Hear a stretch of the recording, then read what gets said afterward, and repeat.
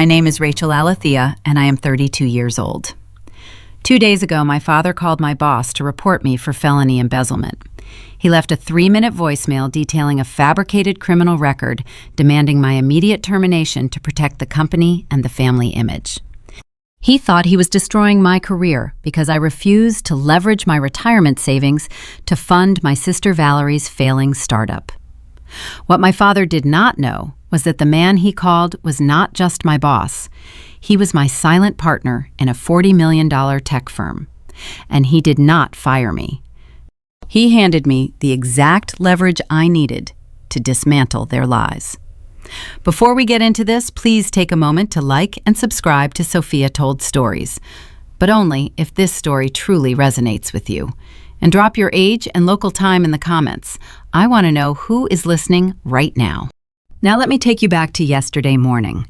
I sat in a glass-walled office overlooking the Chicago River while Julian Sterling tapped his laptop trackpad. The digital timer on his screen started ticking, and a voice filled the executive suite. It was a rich baritone, the practice tone of a man who played golf every Wednesday at the Oak Brook Country Club. Mr. Sterling, my name is Thomas Alethea. I am calling regarding one of your senior analysts, Rachel. I stopped stirring my coffee. I recognized that cadence. It was the exact tone my father used when returning a defective product to a store manager. Firm, polite, and dripping with manufactured concern. This is difficult for a father to admit, the recording continued, accompanied by a heavy theatrical sigh. But we are a family that values integrity. It has come to my attention that Rachel is under quiet investigation for financial discrepancies at her previous firm, embezzlement to be precise. She is a troubled girl, always has been. I felt it was my civic duty to warn you before she causes irreparable harm to Lumina Data Systems. We are just trying to protect the community and, frankly, our family image. Julian paused the track. The silence in the room felt heavy. He looked at me, waiting for a reaction. Tears, panic, a frantic defense. I gave him none of those. My heart kept its steady rhythm. I just looked out the window, watching the morning traffic crawl along Wacker Drive. Embezzlement, Julian noted, leaning back in his leather chair. That is creative. It is retaliation, I said. My voice was dry. 48 hours earlier, I had sat in my parents' dining room, enduring the suffocating scent of potpourri and roasted chicken. Valerie needed $150,000 to float a dead-end lifestyle brand. Thomas had slid the loan documents across the dining table, dropping a pen right next to my plate. He assumed I would drain my accounts and sign my name to rescue his golden child. I left the pen untouched, stood up, and walked out. This voicemail was the consequence. An orchestrated strike meant to sever my livelihood, designed to force me back home, destitute and compliant. Julian tapped the screen, closing the audio file and bringing up a different document. It was a corporate equity manifest, finalized 6 years prior. He thinks you are a mid-level analyst, Julian murmured, scanning the pie chart. He thinks I can fire you. He sees what he wants to see. The irony hung thick in the cold air of the boardroom. Julian Sterling was the CEO of Lumina Data Systems. He was the handsome, charismatic face featured in tech magazines. But the ink on the screen told the reality. I owned 62% of the company. I was not a cubicle drone. I was the architect. I built the proprietary algorithms currently valued by prospective buyers at $40 million. Julian worked for me. He closed the laptop. The crisp snap of the aluminum casing echoed sharply. I can have legal draft a cease and desist by noon, Julian offered. Defamation, tortious interference, we can squash this before lunch. I picked up my coffee cup. The porcelain was warm against my palms. I thought of my mother, Brenda, smiling smugly at Sunday dinner. I thought of the way Valerie always looked at me like a nuisance to be managed. A cease and desist would only warn them. It would teach them nothing. No, I said, taking a slow sip. If Thomas wants to dig a hole, we should not steal his shovel. Let us see how deep he is willing to go. To understand the voicemail echoing inside Julian Sterling's office, you have to understand the anatomy of a Sunday dinner at the Alethea household. 48 hours before my father decided to fabricate a felony record to destroy my career, I was sitting in the dining room of my childhood home in Oakbrook. The air in the room was thick, carrying the suffocating scent of roasted sage and cinnamon potpourri. The mahogany table stretched between us like a quiet battlefield. My mother Brenda sat at the head closest to the kitchen, guarding the porcelain serving dishes as if she were a dragon hoarding gold. She curated the plates the same way she curated our family image, meticulously and with undeniable bias. Valerie sat to her right. My sister was 29 years old, but she still possessed the practiced pout of a spoiled teenager denied a shopping spree. She wore a pristine cashmere sweater that cost more than the average car payment. Beside her sat Greg. Greg referred to himself as a serial entrepreneur. In reality, he was a man who owned a dozen expired domain names and 0 profitable businesses. He spent the first 20 minutes of dinner sipping a Cabernet my father had opened specifically for his arrival, using corporate buzzwords like synergy and disruption, without actually saying anything of substance. I sat at the far end of the table, the silent audience member drafted to witness their performance.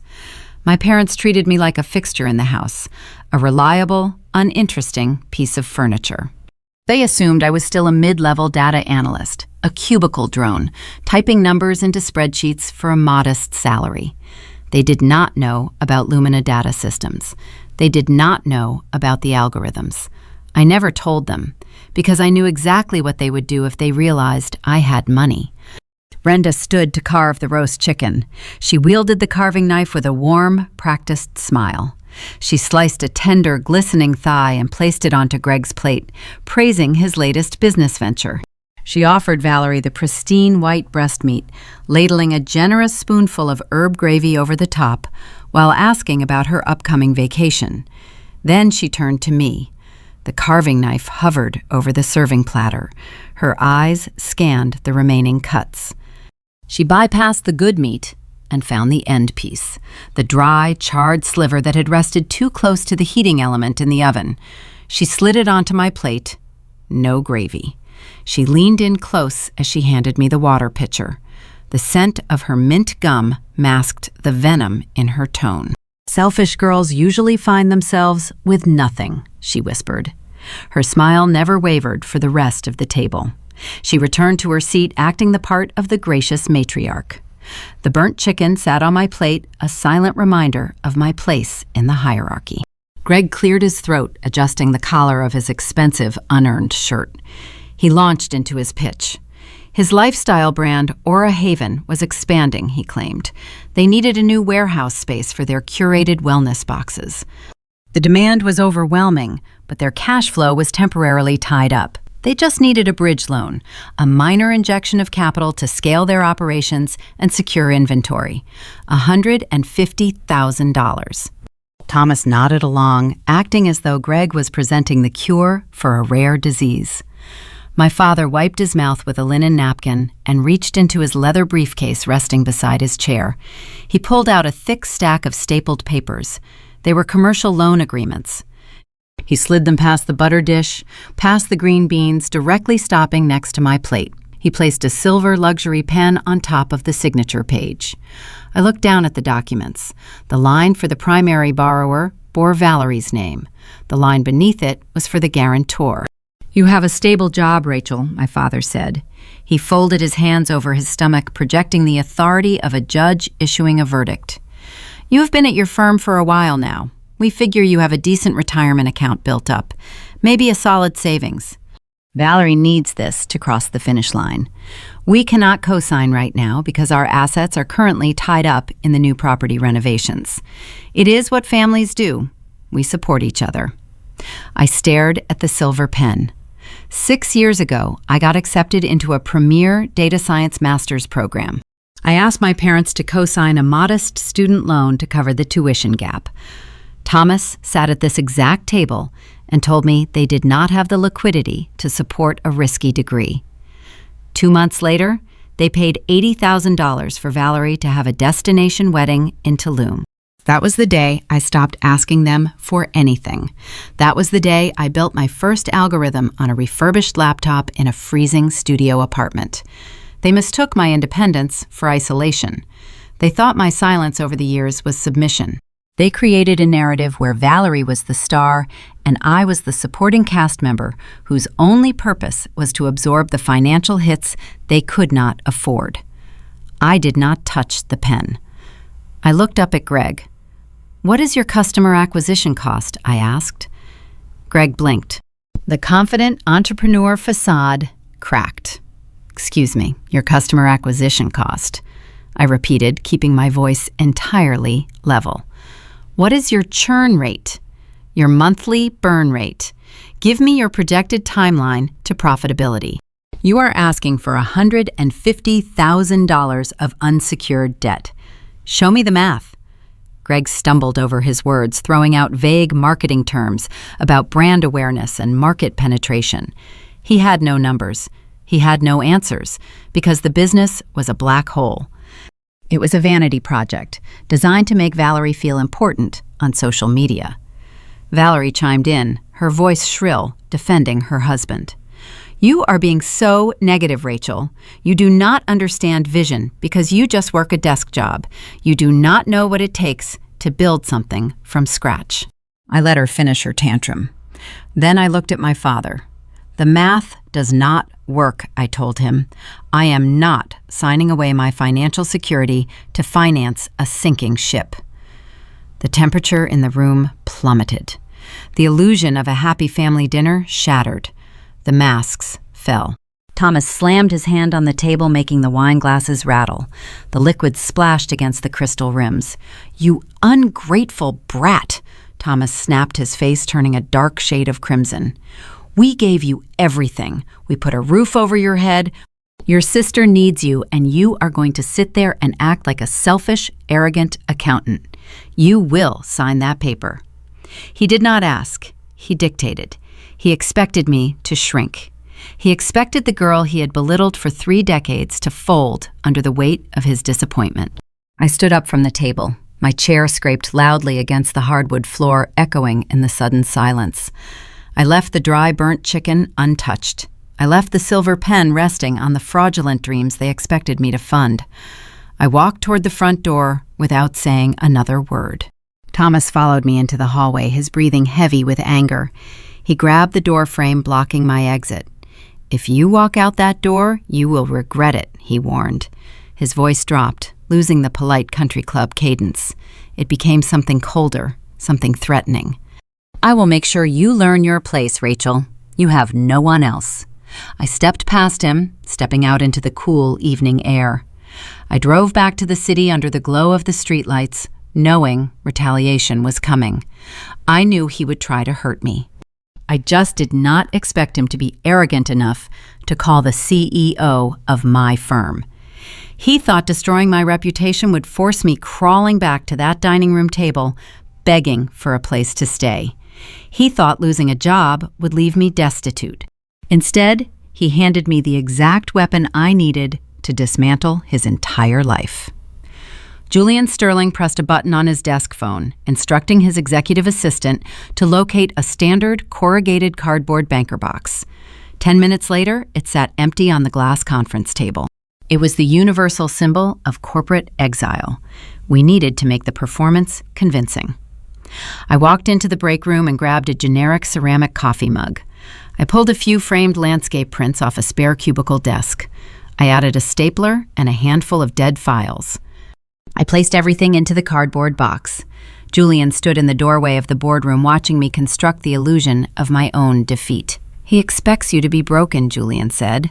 "People who set fires always want to watch the house burn." "Then I will give him a show," I replied. I drove back to Oakbrook early that afternoon. The sky was an unbroken sheet of pale gray. The manicured lawns of my parents' neighborhood looked rigid and artificial. I parked my car in the wide circular driveway and took a steadying breath. I needed to shift my posture. I rolled my shoulders forward, letting my spine curve into a slump. I thought about the cruelty of the voicemail I had heard that morning. The betrayal stung, but I used that sting to force a wet sheen over my eyes. I picked up the heavy cardboard box and walked up the brick pathway. I rang the doorbell. Through the frosted glass panels, I saw a shadow moving in the foyer. The heavy oak door swung inward. My mother stood there, wearing a pristine beige cardigan. She held a polishing cloth in one hand and a silver candlestick in the other. Her eyes darted from my face to the cardboard box resting against my hip. She did not gasp. She did not drop the silver. She did not reach out to hold her daughter. A slow, tight smile crept onto her lips. It was the expression of a woman who had just won a bet. "They fired me," I said. I let my voice crack intentionally, pitching it an octave higher than normal. "Security walked me out the front door." Brenda stepped aside. "Wipe your shoes before you come in. Your father is in the den." I carried the box down the hallway. The house was silent, except for the rhythmic ticking of the grandfather clock near the stairs. I found Thomas sitting behind his heavy mahogany desk. He was reviewing a golf club newsletter. Valerie and Greg sat on the leather sofa near the window. They must have come over for lunch. The timing was perfect. I had the entire audience assembled in one room. I let the cardboard box slip from my grip. It hit the Persian rug with a dull, heavy thud. The ceramic mug rattled against the stapler inside. My father slowly lowered his newsletter. He surveyed the box, and then he looked at my face. He studied my slumped shoulders and my watering eyes. He was searching for any sign of defiance. When he found none, his chest puffed out with a deep breath of satisfaction. "What happened?" Thomas asked. His tone was casual, as if inquiring about the weather. "A background check issue," I lied, letting a tear spill over my lower lash line. HR called me in right after the morning meeting. They said a flag appeared on my record, something about an investigation at my old firm. I tried to explain it was a mistake, but they did not listen. They terminated my contract, effective immediately. Silence stretched across the den. In a normal family, this would be the moment a father stood up, wrapped his arms around his child, and promised to hire a lawyer to fight the wrongful termination. In the Alethea household, it was the moment the wolves circled the wounded prey. Valerie uncrossed her legs and leaned forward on the leather sofa. She did not offer sympathy. Her eyes traced the outline of my designer watch glinting under the recessed lighting. "Are you going to pawn that?" Valerie asked. Her voice was light and conversational. "You probably should. You do not really need a dress watch anymore. Not if you are unemployed." I looked down at the silver timepiece on my wrist and then back to my sister. "I just lost my career, Valerie." "Well," my mother chimed in, gliding into the den and taking a seat next to my father. "Let this be a lesson, Rachel. Actions have consequences. You have always carried yourself with such an air of superiority. You thought you did not need this family. You thought you could just hoard your little paycheck and ignore your sister when she needed you. The universe has a way of balancing the scales." Tomas folded his newsletter and placed it neatly on his desk. He intertwined his fingers and rested his chin on his hands, adopting the pose of a benevolent savior. "Corporate America is a small world, Rachel," my father stated. "Word gets around. Once a company flags you for financial impropriety, you become radioactive. You are unhireable. No reputable firm in Chicago is going to look at your resume now." I forced a tremor into my hands, holding them up to my face. "What am I supposed to do? I have a mortgage. I have bills." "You have to adapt," Greg said. He set his iced tea on a coaster and smiled. "Luckily for you, we believe in second chances. Aura Haven is expanding. We have inventory arriving next week, and we need hands to process the shipments. It is not glamorous, but it is honest work." I stared at Greg, feigning confusion. "You want me to work for you?" Thomas nodded firmly. "It is the only logical solution. You are a liability to anyone else. Greg and Valerie are willing to overlook this blemish on your record. In exchange, you are going to empty whatever you have left in your savings account and invest it directly into Aura Haven. Consider it a buy-in fee to secure your employment." The sheer audacity of the demand hung in the air. They had manufactured a crisis to destroy my income. Now they were offering to rescue me from that exact crisis by confiscating my life savings. In return, I would be granted the privilege of working for them. "Packing boxes," I whispered, letting my shoulders drop even further. "Where is the warehouse?" "Our garage," Valerie answered brightly. "It gets a little damp when it rains, but we can set up a folding table for you. We can start you at minimum wage. Under the table, of course. We cannot have a flagged Social Security number on our official books. It would ruin our corporate valuation." I looked at the four of them. My mother looking vindicated, my father playing the stern patriarch, Valerie eyeing my jewelry, Greg pretending to be a magnanimous CEO of a garage-based vanity project. They were intoxicated by their perceived victory. They thought they had finally broken the stubborn independent daughter and reduced her to an indentured servant. I lowered my head, pretending to surrender to the weight of my new reality. "Okay," I said quietly. "If that is my only option, I will do it." Valerie clapped her hands together, a sharp, joyful sound that echoed off the mahogany walls. "Perfect!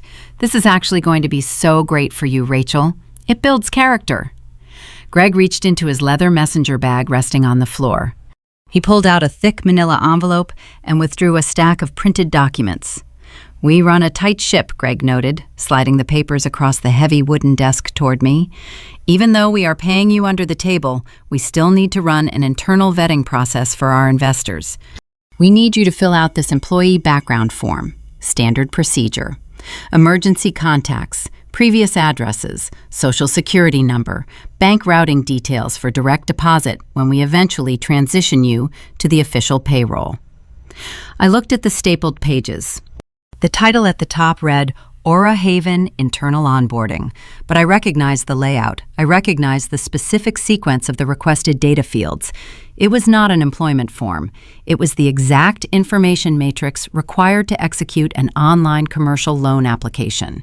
They were not just trying to steal my savings. They were trying to steal my identity. I reached out and picked up the pen resting next to the documents. The ink felt heavy in my hand.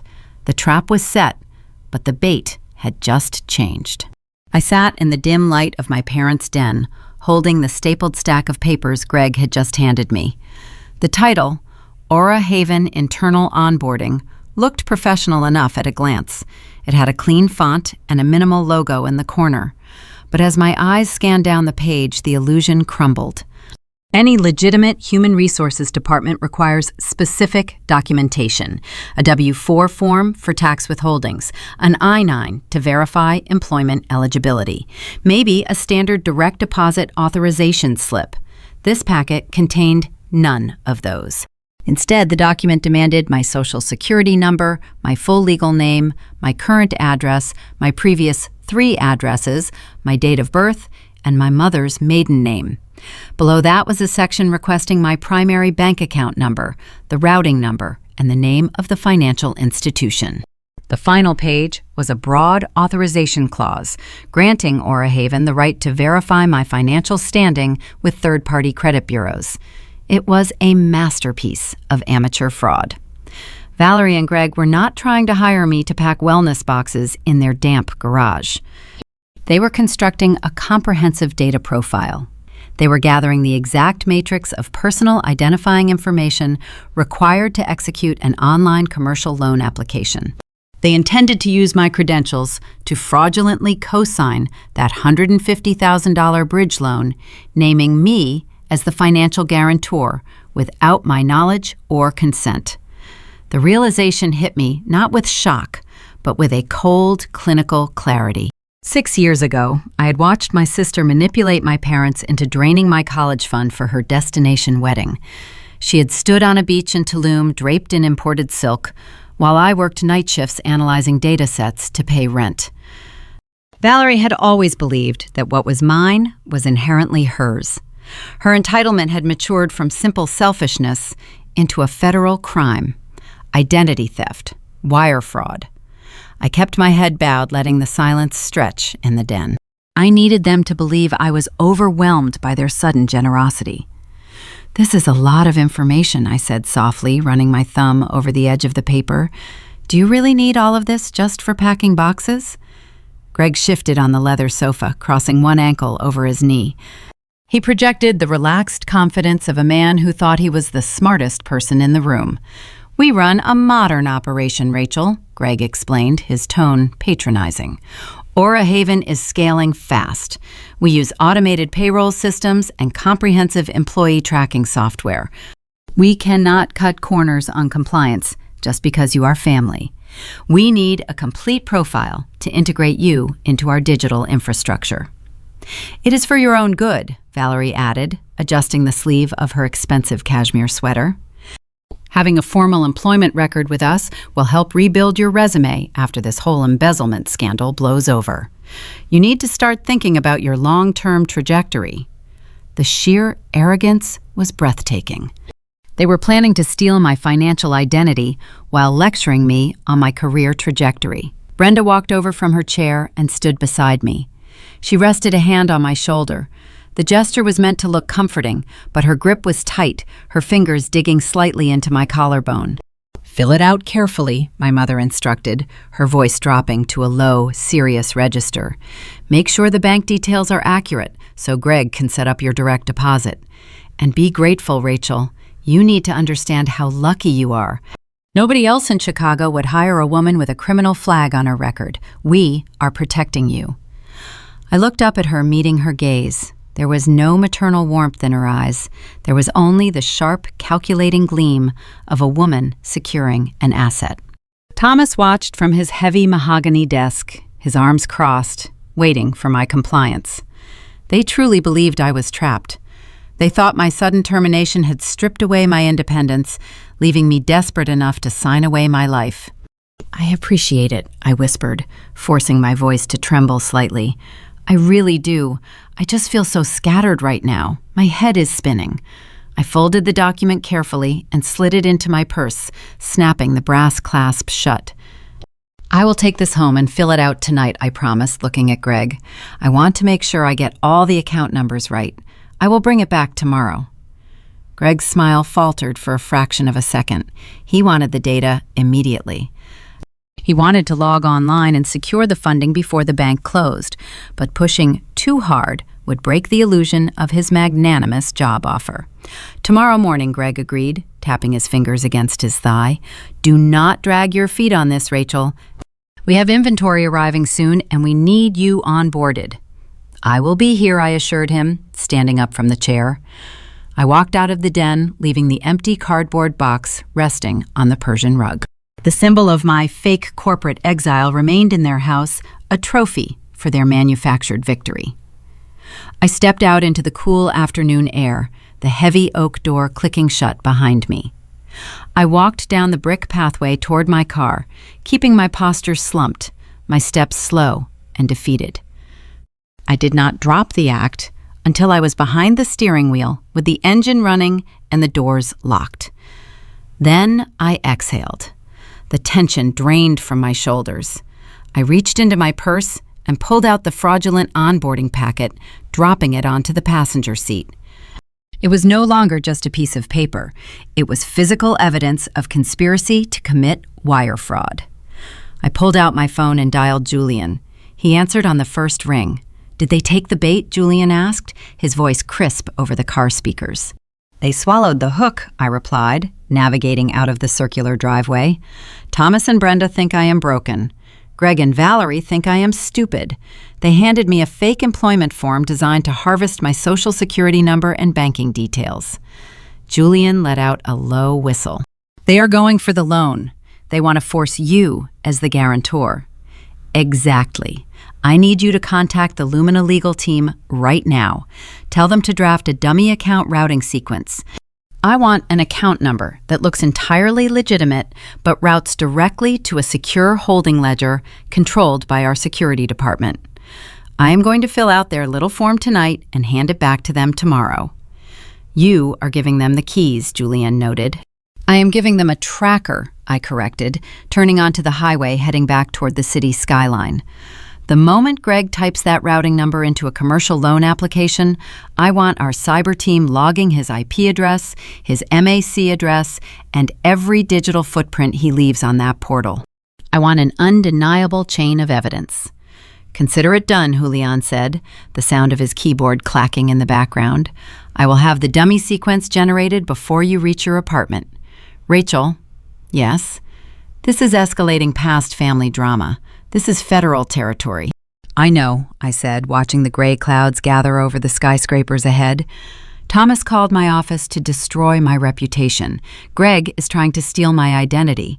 They escalated this. I am just changing the rules of engagement. I hung up the phone, the silence filling the car. My family believed they had orchestrated my ruin. They had no idea they were providing the exact documentation required to orchestrate their own. But as I drove closer to downtown Chicago, my phone vibrated in the cup holder. It was an incoming call from David Kensington. David was a senior partner at a massive analytics firm. He was the mentor who had guided me through my early career, the man who wrote my recommendation letters for graduate school. He had never called my personal cell phone during business hours. I answered the call, a sudden unease settling in my chest. "Rachel," David said, his voice tight, filled with an unfamiliar strain.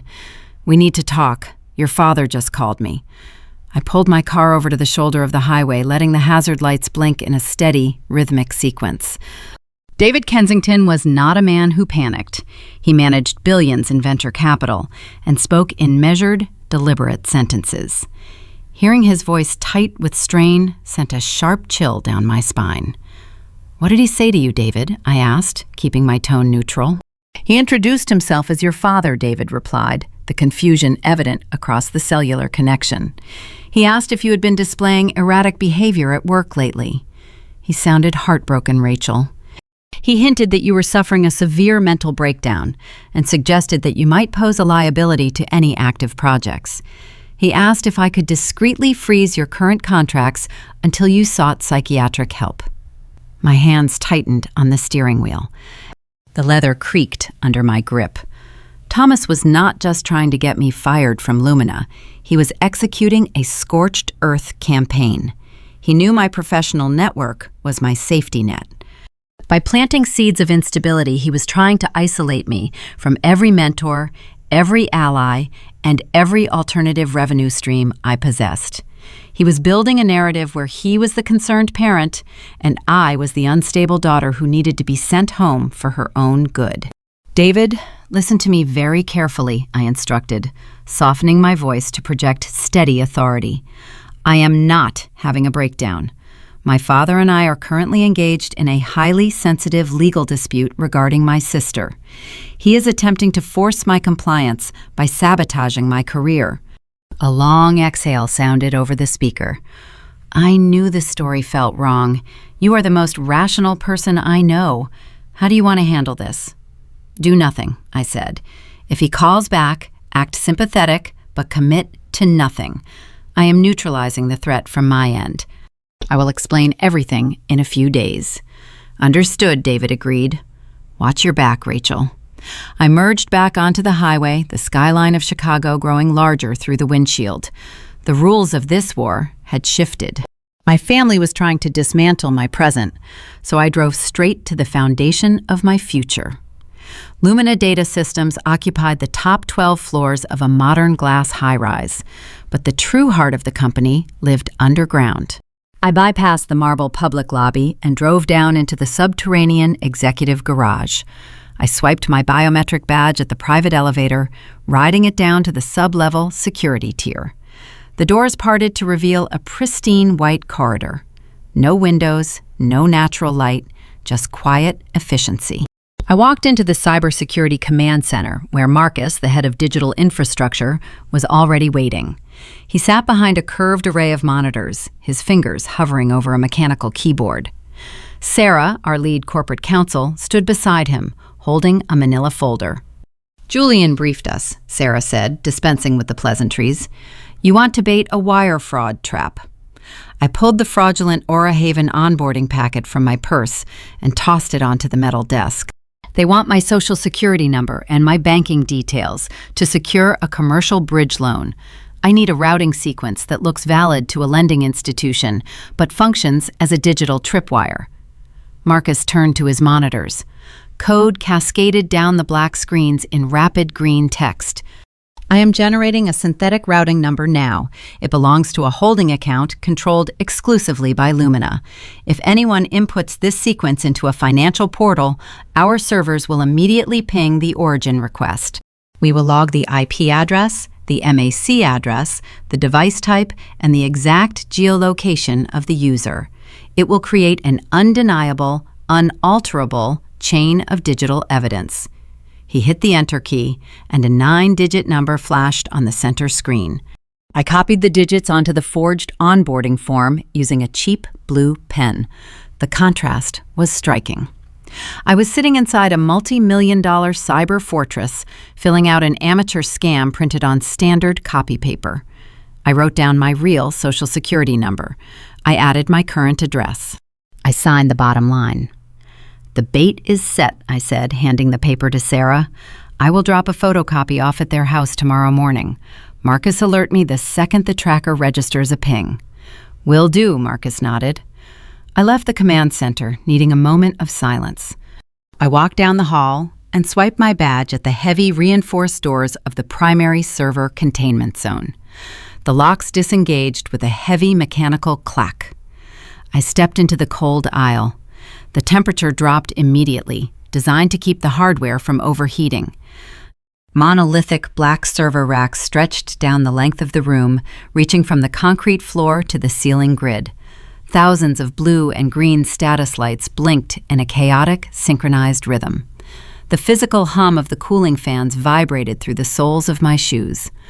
I reached out and pressed my palm against the cool metal casing of the nearest rack. I built this. 6 years ago, my reality looked entirely different. I lived in a cramped studio apartment in Rogers Park where the winter draft leaked through the window frames. I wore a heavy wool coat indoors just to keep my fingers warm enough to type. I had been accepted into an elite data science program, but the tuition gap was an insurmountable wall. I remembered the exact afternoon I asked my parents for a cosigner. Thomas had cited a lack of liquidity. 2 months later, I sat on my thrifted mattress, wrapped in a blanket, scrolling through social media. Valerie had posted an album of high-definition photographs. She stood on a pristine white sand beach in Tulum, wearing a custom-imported silk gown, holding a champagne flute. The caption boasted about her perfect destination wedding, a wedding funded by a check for $80,000. They had liquidated the college fund they started when I was a child and handed it to my sister for a single weekend of vanity. The sting of that betrayal had been a physical ache in my chest. But the ache crystallized into something harder, something relentless. I stopped attending family dinners. I stopped answering idle phone calls. I spent every waking hour in that freezing apartment writing lines of code. I engineered a predictive data modeling algorithm designed to optimize logistics networks. I fueled my work with the cold realization that nobody was ever going to rescue me. I had to become my own savior. I took that raw algorithm to a shared workspace downtown. That was where Julian Sterling found me. He was an angel investor looking for the next shift in tech. He read my code and saw the genius I had forged in isolation. He fronted the capital to patent the software, and we built Lumina data systems from the ground up. I chose to remain the silent partner, because I knew if Thomas and Brenda saw my success, they would descend like locusts demanding their share. I pulled my hand away from the metal server rack. My family still viewed me as the helpless girl shivering in an apartment. They thought I was weak. My phone vibrated in my pocket, shattering the quiet hum of the cold aisle. It was a text from Marcus, a single word. Ping! I hurried back down the white corridor, pushing through the doors of the command center. Marcus was leaning close to his center monitor. Sarah stood right behind his shoulder, her posture rigid. "We caught him," Marcus announced, pointing to the scrolling data log. The synthetic routing number was just queried by a third-party authentication service. Origin IP address maps to a residential network in Oak Brook. Device is a MacBook Pro registered to Gregory Holden. Sarah leaned forward, tracing the text on the screen with her pen. He is on a commercial lending portal.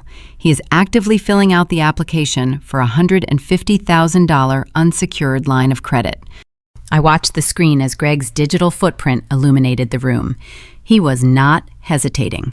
He was moving through the application fields with practiced speed. "There it is," Marcus said, hitting a key to capture a screenshot of the live data packet. He just inputted your social security number. He checked the digital box asserting he is Rachel Alethea, the primary financial guarantor for Aura Haven. The trap had snapped shut. The familial manipulation had officially mutated into a documented federal crime. Title 18 United States Code Section 1343, wire fraud, identity theft. Fraudulent impersonation for financial gain. The evidence was secured on encrypted corporate servers locked behind an unassailable digital vault. Greg had just handed me the keys to his own prison cell. "Package the logs," Sarah instructed Marcus, her voice sharp with legal adrenaline. "Timestamp every keystroke. I want this ready for submission to the federal prosecutor the moment Rachel gives the green light." "Hold on," Marcus interrupted, his brow furrowing as a new cascade of green text flooded his secondary monitor. The session did not terminate.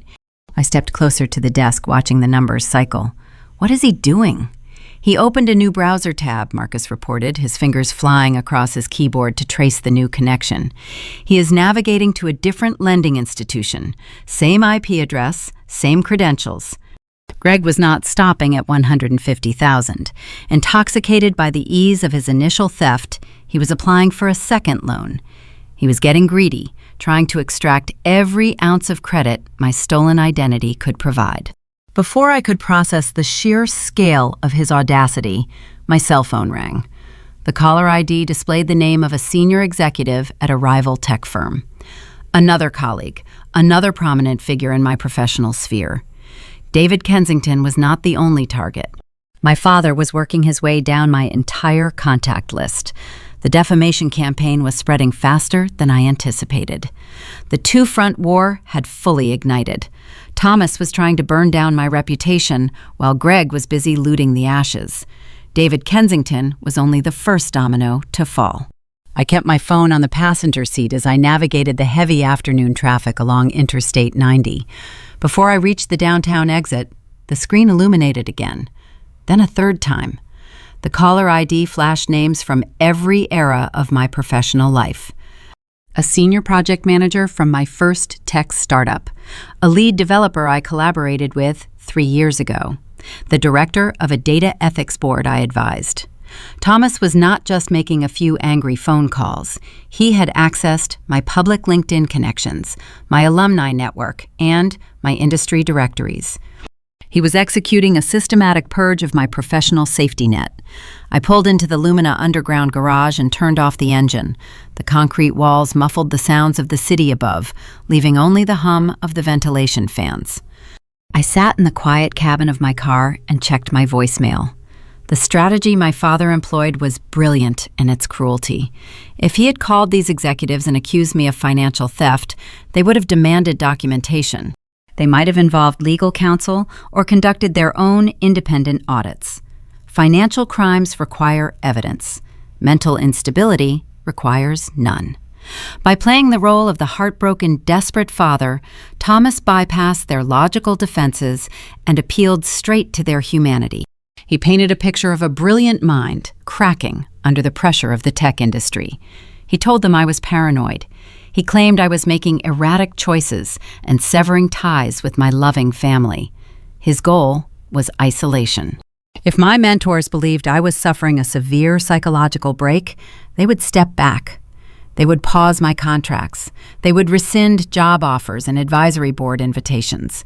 They would do it thinking they were helping me heal. They would starve me of my income and my independence, leaving me nowhere to turn except back to Oak Brook, back to the damp garage, back to packing wellness boxes for my sister while they drained my credit. I scrolled down to a new unread voicemail. The name on the screen belonged to Harrison Cole. Harrison was a retired university professor. He was the man who noticed a quiet, exhausted student sitting in the back of his advanced predictive modeling seminar 6 years ago. While my parents were busy planning a destination wedding, Harrison was the one who bought me a cup of coffee and helped me submit my first algorithm for academic publication. He was a gentle, brilliant man who treated his students like his own children. I tapped play. "Rachel," Harrison began. His voice did not carry its usual warm cadence. It was brittle. It shook with an uncharacteristic tremor. "Your father just called me. He sounded devastated. He told me you are refusing to eat. He said you locked yourself in your apartment and you are experiencing delusions. Rachel, please." A sharp intake of breath echoed through the speaker. Harrison was crying. "I know the pressure of this industry," the older man continued, his tone fracturing. "I have seen it break brilliant people. You do not have to carry this alone. Please do not hurt yourself. Let your family help you. Call me the moment you hear this." The recording ended. The automated prompt asked if I wanted to save or delete the message. I sat in the driver's seat, feeling a cold, precise anger settle into my bones. Thomas had crossed a boundary that could never be uncrossed. Hurting me was his standard operating procedure. I was used to the burnt chicken and the passive-aggressive insults, but weaponizing the empathy of a kind old man was unforgivable.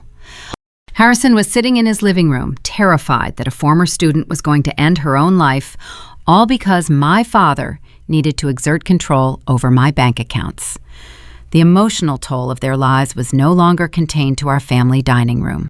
It was spilling outward, damaging innocent people who genuinely cared about my well-being. I opened my messaging app and typed a quick text to Harrison. I told him I was safe, healthy, and currently sitting in my office. I promised to visit him in person by the end of the week to explain a complex legal situation involving my family. I hit send. I needed to stop the bleeding before Thomas convinced someone to call the authorities for a wellness check. I grabbed my purse and took the private elevator straight to the top floor. The doors parted, and I walked directly past the reception desk. I did not bother knocking on the glass door of the executive suite. I pushed it open and walked into Julian Sterling's office. Julian was on a video conference call with 2 investment bankers from New York. He took one look at my face and raised a single finger to the webcam. He muted his microphone and ended the call without a word of explanation. He closed his laptop and gave me his undivided attention. "Greg is currently committing wire fraud on our secure servers," Julian stated, reading the room.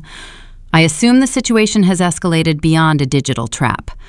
"Thomas is calling my entire network," I said, dropping my purse onto the leather sofa. "He is not using the embezzlement story. He's telling them I'm having a psychotic break. He called Harrison Cole and told him I was experiencing delusions. He is trying to get me blacklisted out of pity." Julian leaned back in his chair. The pristine corporate smile he used for magazine covers and shareholder meetings vanished. In its place was the ruthless strategist who had helped me turn a raw algorithm into a $40 million empire. Julian understood the mechanics of power better than anyone I knew. He knew that reputation was the hardest currency in the tech sector. Once the industry believed you were unstable, regaining their trust was nearly impossible. "He is sealing the exits," Julian observed, his voice dropping to a low, calm register. "If he destroys your professional credibility, you cannot find a new job. If Greg destroys your credit score, you cannot secure housing or a loan. They are trying to starve you out. They want you trapped in that house, relying on them for survival." "They want me compliant," I agreed, walking over to the floor-to-ceiling window. I looked down at the Chicago River, winding through the concrete canyons. "They want the girl who sat quietly at the end of the table, taking whatever scraps they offered. They are willing to burn my entire life to the ground to drag me back to that chair." Julian stood up from his desk. He walked over to a sleek wooden cabinet and poured 2 glasses of sparkling water, handing one to me. The crystal felt heavy and cold. "We have the wire fraud evidence secured," Julian said, taking a sip. Sarah is building the legal framework to bury Greg the moment you give the order. But Thomas is operating in a gray area. Slander is difficult to prove without recorded statements, and suing your own father for defamation is a long public battle. We need to cut the head off the snake. I turned away from the window. How? We stopped playing defense, Julian replied. Your family operates on a foundation of unearned arrogance. Valerie believes she is a visionary CEO, despite having no revenue. Greg believes he is a financial genius, despite committing amateur fraud. Thomas believes he is the smartest man in the room because he bullies his own children. We need to use their pride against them. I watched Julian formulate the plan, his eyes locked onto a whiteboard on the far wall. Lumina Data Systems owns several holding companies, Julian explained, walking over to the board and picking up a black marker. One of those holding companies is a registered venture capital entity we use to acquire smaller tech startups. We call it Apex Ventures. It has a legitimate corporate history, a real website, and an impressive portfolio. He wrote the word Apex on the white surface. Valerie needs $150,000 to keep her vanity project afloat, Julian continued, drawing an arrow from the word Apex. What if Apex Ventures reaches out to Greg tomorrow morning? What if we tell them we have been monitoring Aura Haven? What if we say we are highly impressed by their lifestyle brand and we want to offer them $500,000 in seed capital? The elegance of the strategy washed over me. It was the perfect countermeasure. They will take the bait, I said, my mind calculating the variables. They are desperate for cash and validation. A $500,000 investment will make them feel like titans. Exactly, Julian smiled, a sharp, dangerous expression. We invite them to our corporate headquarters for a formal pitch meeting. We let them dress up. We let them brag. We let Thomas and Brenda come along to witness their golden child achieve the ultimate success. We bring them right to the center of our world. The vision formed perfectly in my mind. My parents and my sister walking into a high-security boardroom blinded by their own greed. They would arrive believing they had won everything. They would arrive believing they had successfully ruined my life and secured their own fortune. They would not realize they were walking straight into a corporate snare designed to dismantle their reality. Set up the Apex email accounts, I instructed, placing my glass on his desk. Draft the preliminary term sheet. Make the offer sound exclusive. Tell them we require an in-person presentation by the end of the week. Julian nodded, already reaching for his laptop. I will have the outreach email sent to Greg's inbox by tomorrow morning. The bait will be waiting for him when he wakes up. I looked back out the window at the sprawling city. The defamation campaign was a desperate move from a man who thought he held all the cards. My father was dialing every number he could find, trying to build a cage out of lies and pity. He was too busy looking backward to notice the cliff waiting right in front of him. The war was no longer confined to hushed threats in a suburban dining room. It was moving to my territory. At 8 o'clock the following morning, I stood inside the Lumina Data Systems Communications Hub. The room was bathed in the cool blue light of monitor banks and server status indicators. Julian stood beside me, holding a digital tablet. Our lead corporate strategist sat at the primary console, finalizing the bait. Apex Ventures was not a cheap shell company. It was a fully functional venture capital arm of our parent corporation.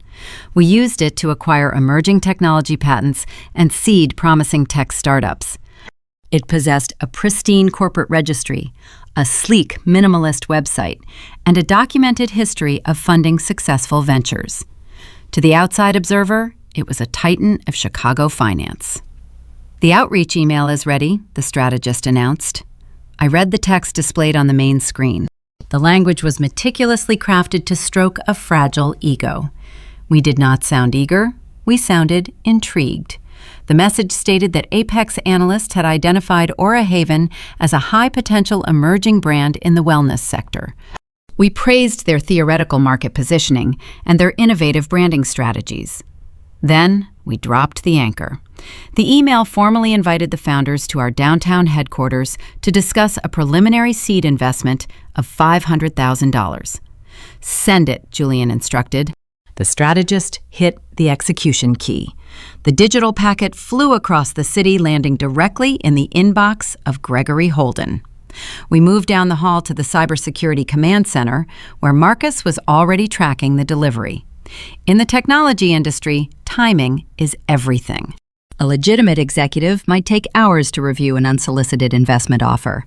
They would consult their financial advisors. They would vet the sender and request a preliminary phone call. Greg opened the email in 4 minutes. "He is reading it," Marcus narrated, watching the tracking pixel register the activity on his screen.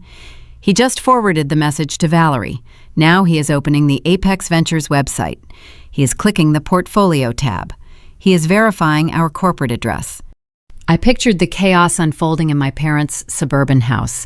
Greg reading the zeros on his laptop screen, Valerie shrieking with unearned delight, Thomas puffing out his chest, taking full credit for instilling such sharp business acumen in his son-in-law.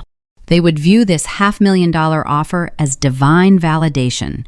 It would erase any lingering guilt over their attempt to steal my identity the previous day. In their minds, the universe was rewarding their brilliance. "They are taking the bait," Julian said, his arms crossed over his tailored suit. By noon, the digital shockwaves reached social media. I opened my phone and pulled up my sister's public profile. Valerie had posted a new photograph. She was standing in the wide, circular driveway of our parents' house, holding a designer coffee cup and wearing oversized sunglasses. The image was heavily filtered to project an aura of effortless wealth. The caption read, "When the universe aligns with your vision. Big news coming. Blessed. Grateful. CEO life." She was celebrating a victory that did not exist. Growing up in the Alethea household, I learned early that perception was the only currency my mother truly valued. Brenda judged the world entirely by its packaging. If a neighbor drove a luxury vehicle, they were deemed respectable. If a relative wore generic brands, they were treated as a cautionary tale. She spent my childhood grooming Valerie to master this superficial calculus. My sister learned that looking successful was much more important than doing actual work. This toxic philosophy was about to bankrupt them. Marcus tapped his monitor, bringing up a secondary encrypted data stream. "You might want to see this, Rachel. Greg just accessed his personal credit portal." "Is he trying to use my social security number again?" I asked, stepping closer to the illuminated screen. "No," Marcus replied, shaking his head. "He is using his own credentials this time. He just requested emergency limit increases on 3 different high-interest credit cards. They are getting approved based on automated lending algorithms." I watched the financial data scroll down the monitor. Valerie and Greg believed they were days away from receiving a $500 wire transfer. Armed with that manufactured confidence, they were spending money they did not have. Within an hour, Valerie's social media updated again. She posted a video from the VIP dressing room of a high-end boutique on Michigan Avenue. She was trying on a $2,000 blazer. Greg was visible in the background holding a stack of glossy shopping bags. They were maxing out their remaining credit limits to buy designer outfits for the Apex pitch meeting. They wanted to look like wealthy founders when they walked into the boardroom. They were wrapping themselves in expensive packaging, unaware they were preparing for their own funeral. The trap was pulling them in faster than I anticipated. The promise of sudden wealth had blinded them to any rational thought. My phone vibrated in my palm. A new text message illuminated the screen. It was from my mother. I opened the message. The words were a perfect distillation of her cruelty. "Rachel," the text began, "your father and I are helping Valerie and Greg prepare for a major opportunity tomorrow. They have secured a high-level investor meeting downtown. Please stay in your apartment. We cannot risk you showing up or causing any drama. This is a corporate environment you could never understand. Do not ruin this for your sister. We will deal with your unemployment situation next week." I read the words twice. The sheer condescension radiated from the glowing screen. She was actively ordering me to remain hidden in the shadows while they paraded into the spotlight. She wanted to ensure the disgraced unemployed daughter did not embarrass the golden child on her big day. She viewed me as a stain on their pristine family image. I did not feel a trace of sadness. I felt a profound, cold satisfaction. I typed my response carefully, keeping my digital tone submissive and defeated. I understand. I will stay home. Good luck to Valerie. I hit send. Brenda did not reply. She had issued her command and expected total compliance. I placed my phone in my pocket and turned to Julian. The board was set. The pieces were moving exactly as we predicted. The meeting is scheduled for tomorrow at 10 in the morning, Julian confirmed, checking his sleek silver watch. I have reserved the primary executive boardroom on the top floor. Security has been instructed to escort them up upon arrival. Make sure the receptionist offers them the expensive sparkling water, I instructed, my voice steady. Let them feel like royalty from the moment they step off the elevator. Stroke their egos until they are overflowing. I want them floating on a cloud of their own arrogance. And you? Julianne asked, raising an eyebrow. I have a corporate environment I need to prepare for, I said, turning toward the reinforced door. I left the command center and took the private elevator down to the subterranean garage. I drove back to my penthouse in the city. The space was quiet and pristine. Floor-to-ceiling windows offered an unobstructed view of the Chicago skyline. I walked into my expansive closet and bypassed the casual sweaters and denim. I ran my hand along a row of tailored garments. I selected a bespoke charcoal suit. It was a garment designed for power. Sharp lines, rigid shoulders, and flawless stitching. I paired it with a crisp white silk blouse and a pair of dark leather heels. I laid the outfit across my bed.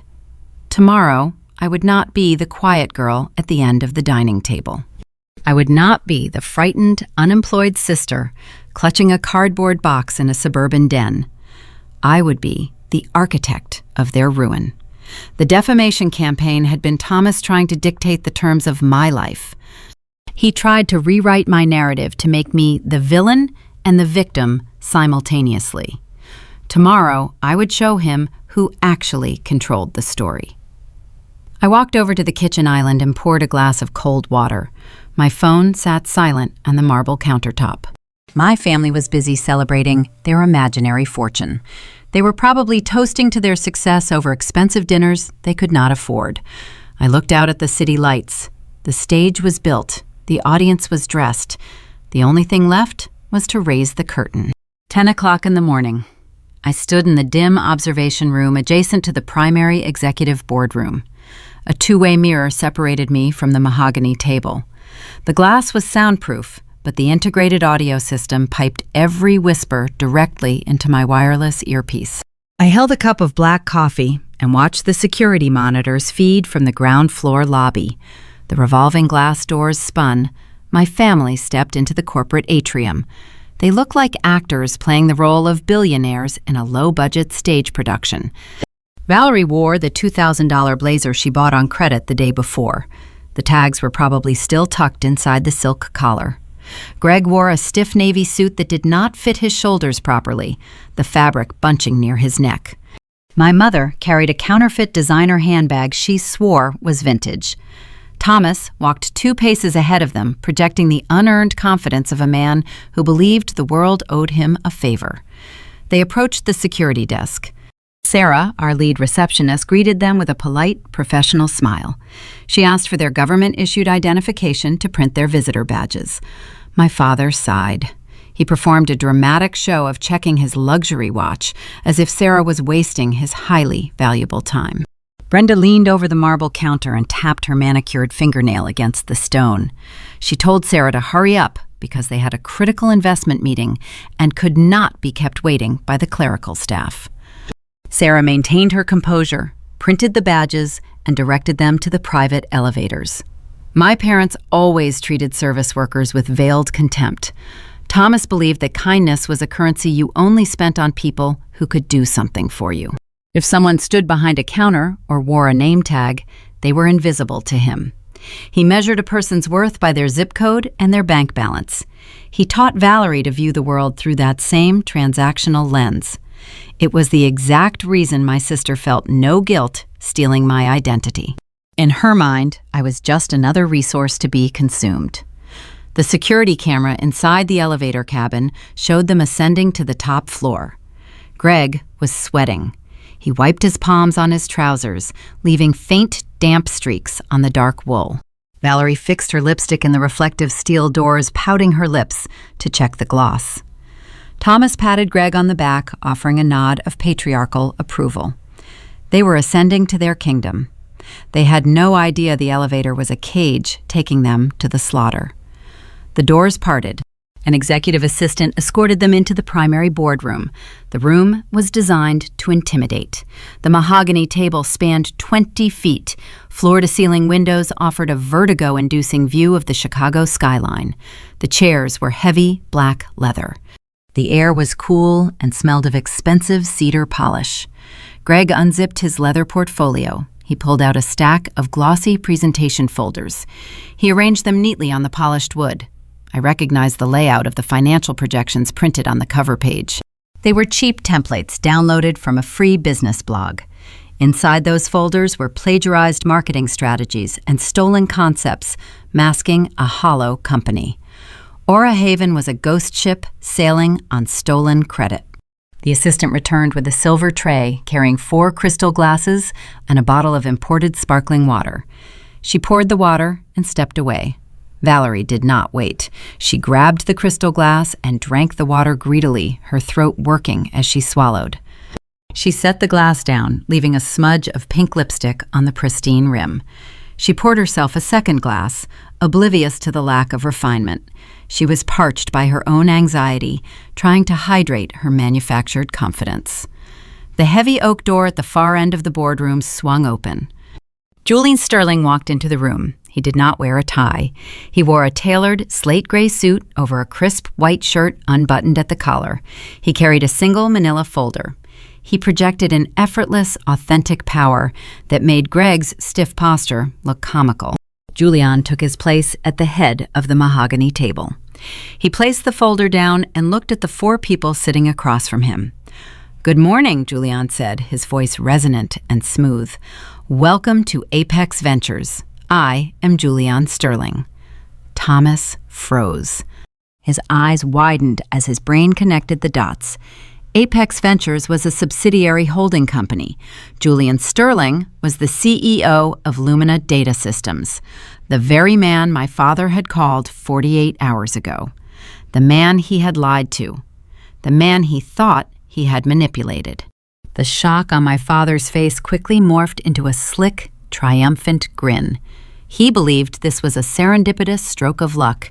He believed he had an inside connection. Thomas stood up, buttoning his suit jacket. He reached across the wide table, forcing Julian to lean forward and accept his handshake. "Julian," Thomas declared, using my boss's first name as if they were old college friends. "What a remarkable surprise. Thomas Alethea. We spoke on the phone a few days ago. I had no idea your firm oversaw the Apex portfolio." Julian withdrew his hand and sat down. He steepled his fingers, resting his elbows on the leather desk pad. "It is a diverse corporate structure, Mr. Alethea. We cast a wide net for promising investments." Thomas chuckled a deep rumbling sound meant to convey mutual understanding. He unbuttoned his jacket and sat back down, gesturing broadly to his family. "Well, this is fate," Thomas proclaimed, his voice booming in the quiet room. "This is my son-in-law Gregory and my daughter Valerie, the founders of Aura Haven, and my wife Brenda. You know, Julian, I have to say I am glad we crossed paths in person. I want to thank you." Julian tilted his head. "Thank me for what exactly?" Thomas leaned forward, resting his forearms on the mahogany wood. He lowered his voice, adopting a conspiratorial tone. "For taking my advice. I know it is unpleasant business dealing with corporate liabilities. Terminating an employee is never easy, especially when it involves financial misconduct. But you did the right thing letting Rachel go. She is a troubled girl, always has been. She would have dragged your company down. You protected your assets. That takes sharp instincts." I stood in the observation room listening to the audio feed. My father was openly bragging about ruining my life to a man he believed held his golden ticket. He was using my fabricated downfall as a bonding mechanism. He was sacrificing my ghost on the altar of his own greed to secure a $500,000 check for Valerie. Brenda nodded in agreement, her counterfeit handbag resting on her lap. It was a painful decision for our family, my mother lied, her tone dripping with fake sorrow. But business is business. We always prioritize integrity over sentiment. Gregory and Valerie share that exact philosophy. They run Aura Haven with strict transparency. Julian listened to the performance without breaking eye contact. He did not display anger. He did not show disgust. He remained a flawless mirror, reflecting their arrogance right back at them. Valerie reached for her crystal glass again, taking another greedy sip of the sparkling water. She wiped her mouth with a linen napkin, leaving another pink stain. She was entirely oblivious to the tension shifting in the room. She was just waiting for the moment they handed her the money. Transparency is vital, Julian agreed, his voice dropping to a cooler register. We review every detail before allocating seed capital. We check the financial projections. We analyze the market strategy. We verify the identity of the guarantors. Greg swallowed hard. His Adam's apple bobbed against his cheap collar. The mention of the guarantor identity struck a nerve. He shifted uncomfortably in his heavy leather chair, wondering if Julian knew about the digital loan application submitted from his laptop the previous afternoon. Julian let the silence stretch. He let the unease settle into Greg's bones. Then he offered a slow, measured smile. It was not a warm expression. It was the smile of a predator watching the trap snap shut. Your pitch looks interesting on paper, Julian said, tapping his index finger against the manila folder. However, there is a procedural detail we need to address before we discuss the $500,000. Thomas sat up straighter, adjusting his tie. Anything you need, Julian. We are an open book. I am the Chief Executive Officer of Lumina Data Systems, Julian stated, his gaze sweeping across the four faces at the table. I oversee the daily operations and manage the public-facing elements of the Apex portfolio. But I do not hold the controlling equity. I do not sign the checks. The confident smiles on my parents' faces began to falter. Valerie lowered her water glass, her brow furrowing in confusion. I do not make the investment decisions, Julian continued, his voice sharp and precise. My senior partner does, and she requires strict transparency. Julian stood up from his chair. He picked up his folder and stepped away from the head of the table, leaving the seat of power empty. He turned his attention toward the heavy, frosted glass doors at the back of the boardroom, the doors leading directly to the observation room where I was standing.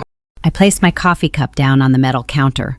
I smoothed the lapels of my charcoal suit. I took a slow, deliberate breath. The overture was finished.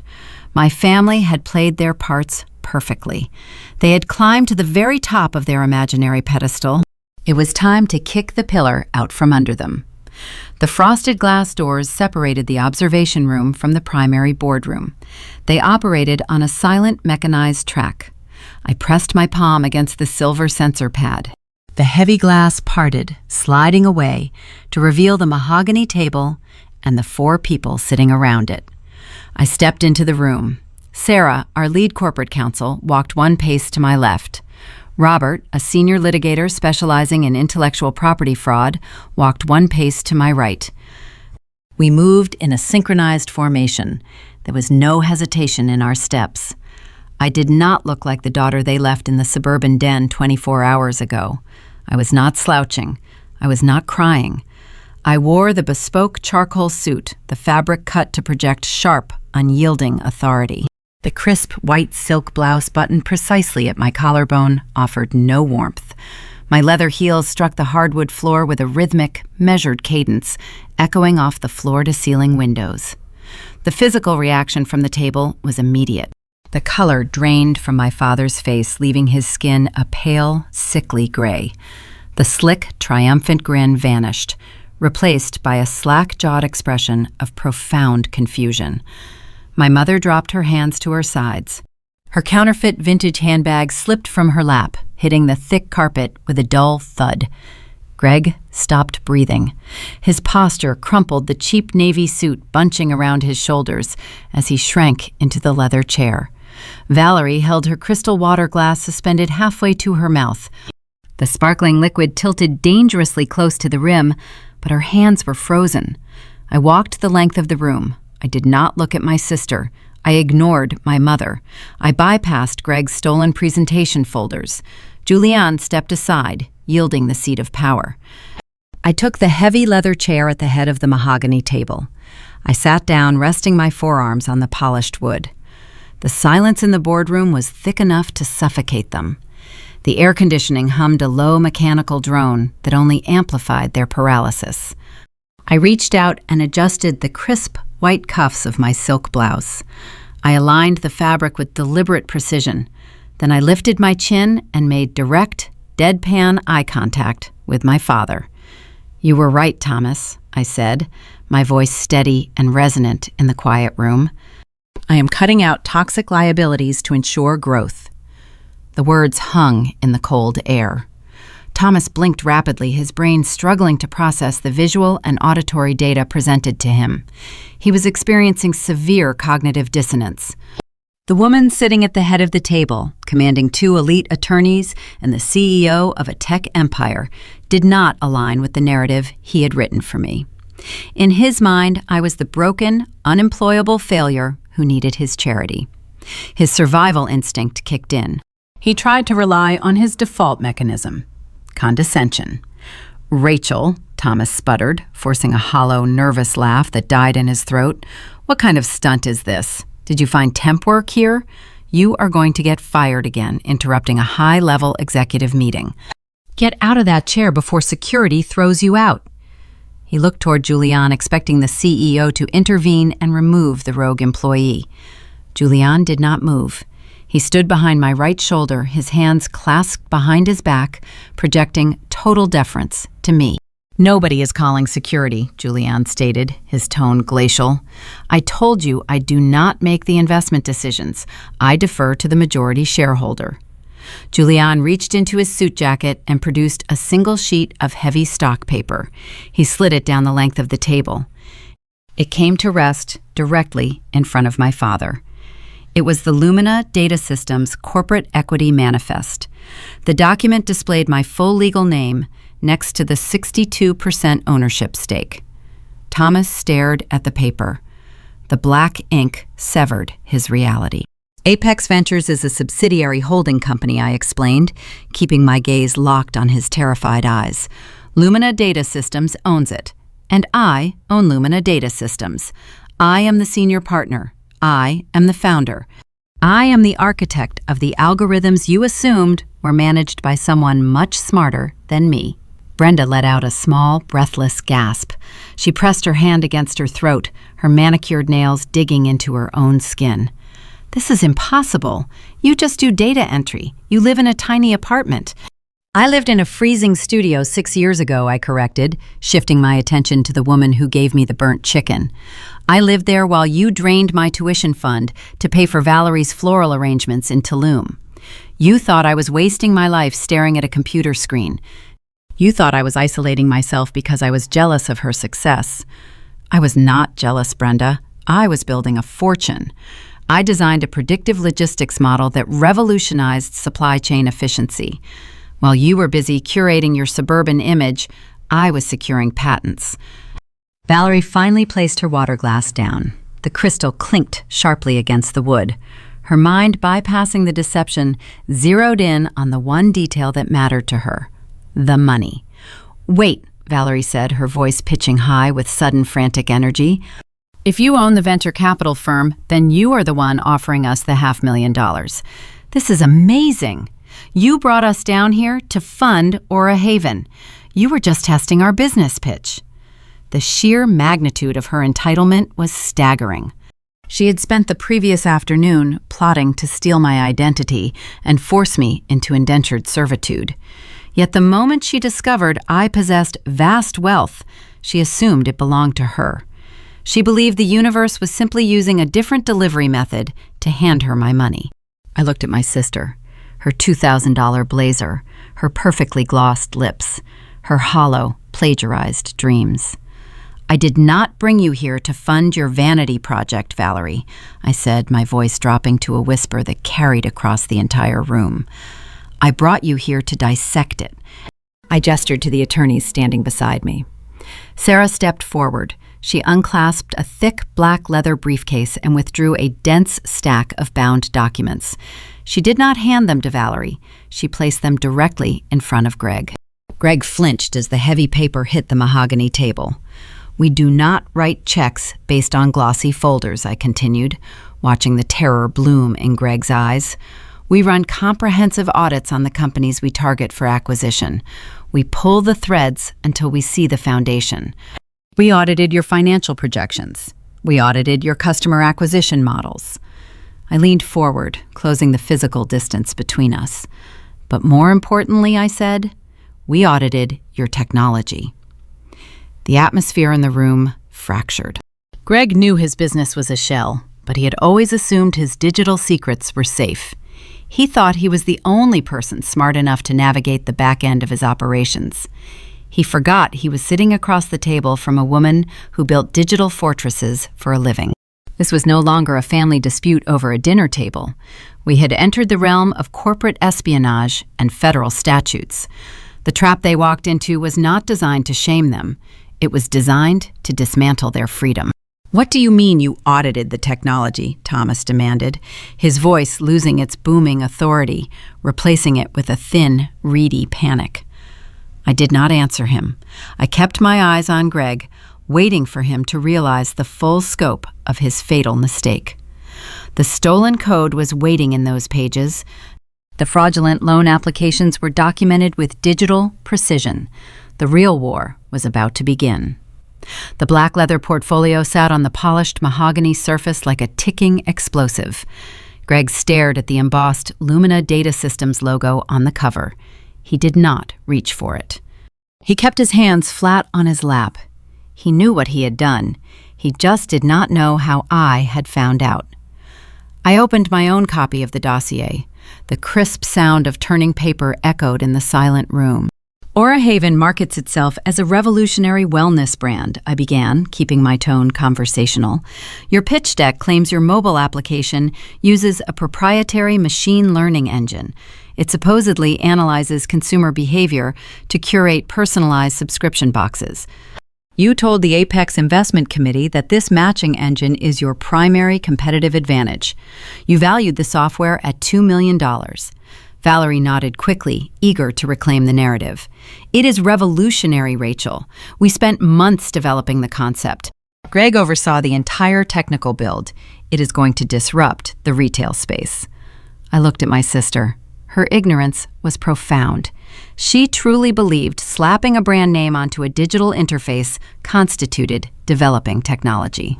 "Greg did not build anything," I stated, turning to the second page of my file. "He copied and pasted." I slid a photograph across the table.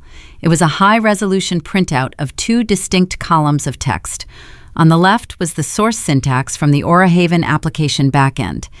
On the right was the foundational architecture for Lumina's predictive logistics software.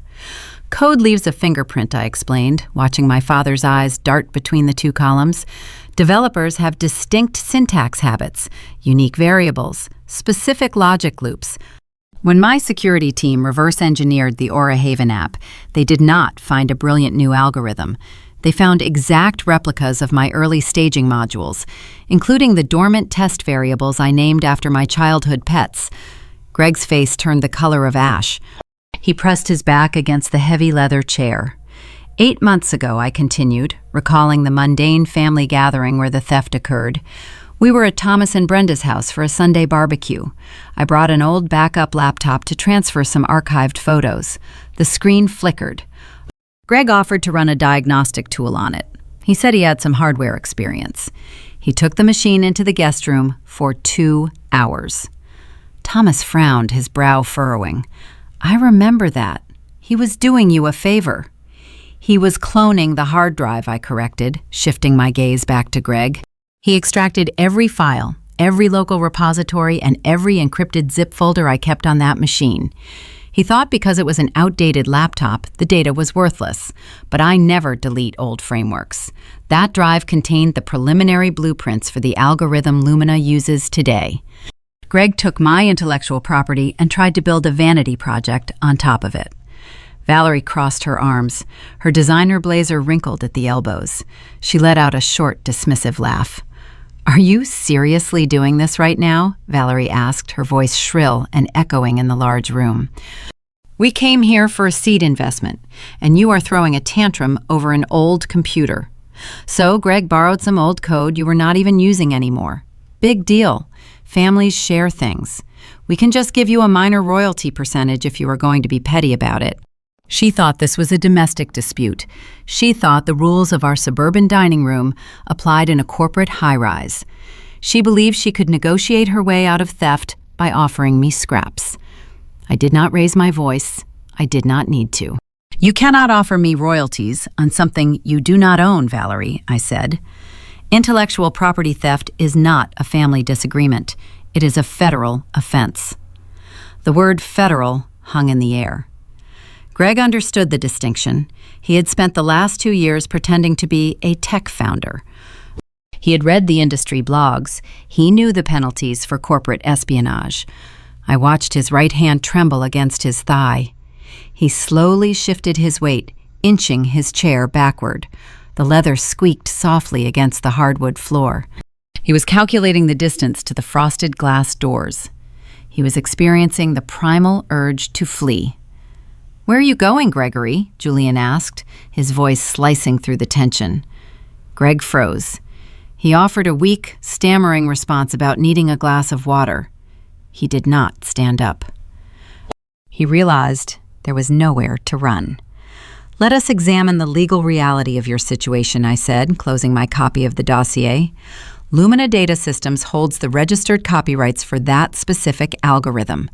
Because the entire functional architecture of the Aura Haven application relies on our stolen proprietary property, your company does not legally exist.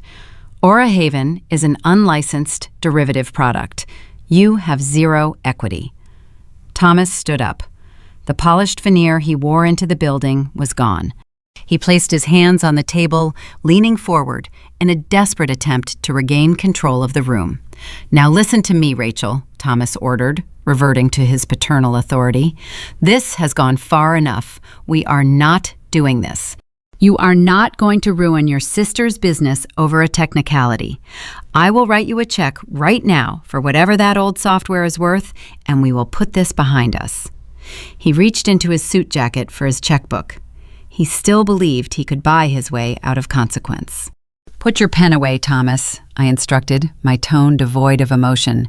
"You cannot afford it." "I have liquid assets," my father shot back, his face flushing red. "Name your price." "The current market valuation for that specific machine learning module is $12 million, I stated. Thomas stopped moving. His hand hovered frozen over his inner pocket. The number hit him like a physical blow. He slowly lowered his arm, the fight draining from his posture. He looked at Valerie, and then he looked at Greg. The magnitude of the crime finally breached his denial. His son-in-law had not just borrowed a lawnmower. He had stolen millions of dollars worth of corporate assets. Valerie turned to her husband, her expression morphing from annoyance to genuine panic. "Greg, what is she talking about? Tell them you wrote the app yourself. Tell them she is lying." Greg did not look at her. He kept his eyes fixed on the mahogany table, his breathing shallow and rapid. His silence was a confession. Brenda let out a quiet sob, pressing her napkin against her mouth. The pristine family image she spent decades curating was disintegrating in front of her. The successful entrepreneur son-in-law was a common thief. The golden child was the face of a fraudulent company. "You assumed I was a naive target," I told the four of them. "You assumed you could take my savings, my identity, and my work without consequence. You thought you could call my colleagues and destroy my reputation to force me into compliance? You played a very dangerous game. Now the board belongs to me." I looked at Sarah, the lead corporate counsel, standing silently by my side. She unclasped her second briefcase. She pulled out a fresh stack of legal filings. The headers bore the seal of the Federal District Court. This was the moment the trap finished closing. I was not just rejecting their pitch. I was initiating their ruin. The theft of the code gave me the ultimate leverage, but it was only the beginning of the paperwork Sarah was about to serve. My family walked into the room expecting a check. They were about to receive a guillotine. The boardroom fell into a heavy stillness as Sarah stepped to the edge of the mahogany table. She did not raise her voice. She projected the calm, measured cadence of an executioner reading a formal sentence. She placed the first stack of legal filings directly in front of Greg. "Gregory Holden," Sarah began, "we have compiled irrefutable digital evidence of your actions over the past 24 hours. You assumed the employee onboarding packet you handed my client was a clever deception. It was actually a containment protocol." Greg stared at the paper. His mouth opened, but no sound emerged. "When you typed that routing sequence into your commercial lending portal," Sarah continued, "you triggered a synthetic tracker designed by Lumina Cybersecurity. We logged your device identity. We mapped your residential network address. We captured encrypted screenshots of your active browser sessions. We possess the exact timestamp when you checked the digital signature box claiming to be Rachel Alethea." I watched Greg process the information.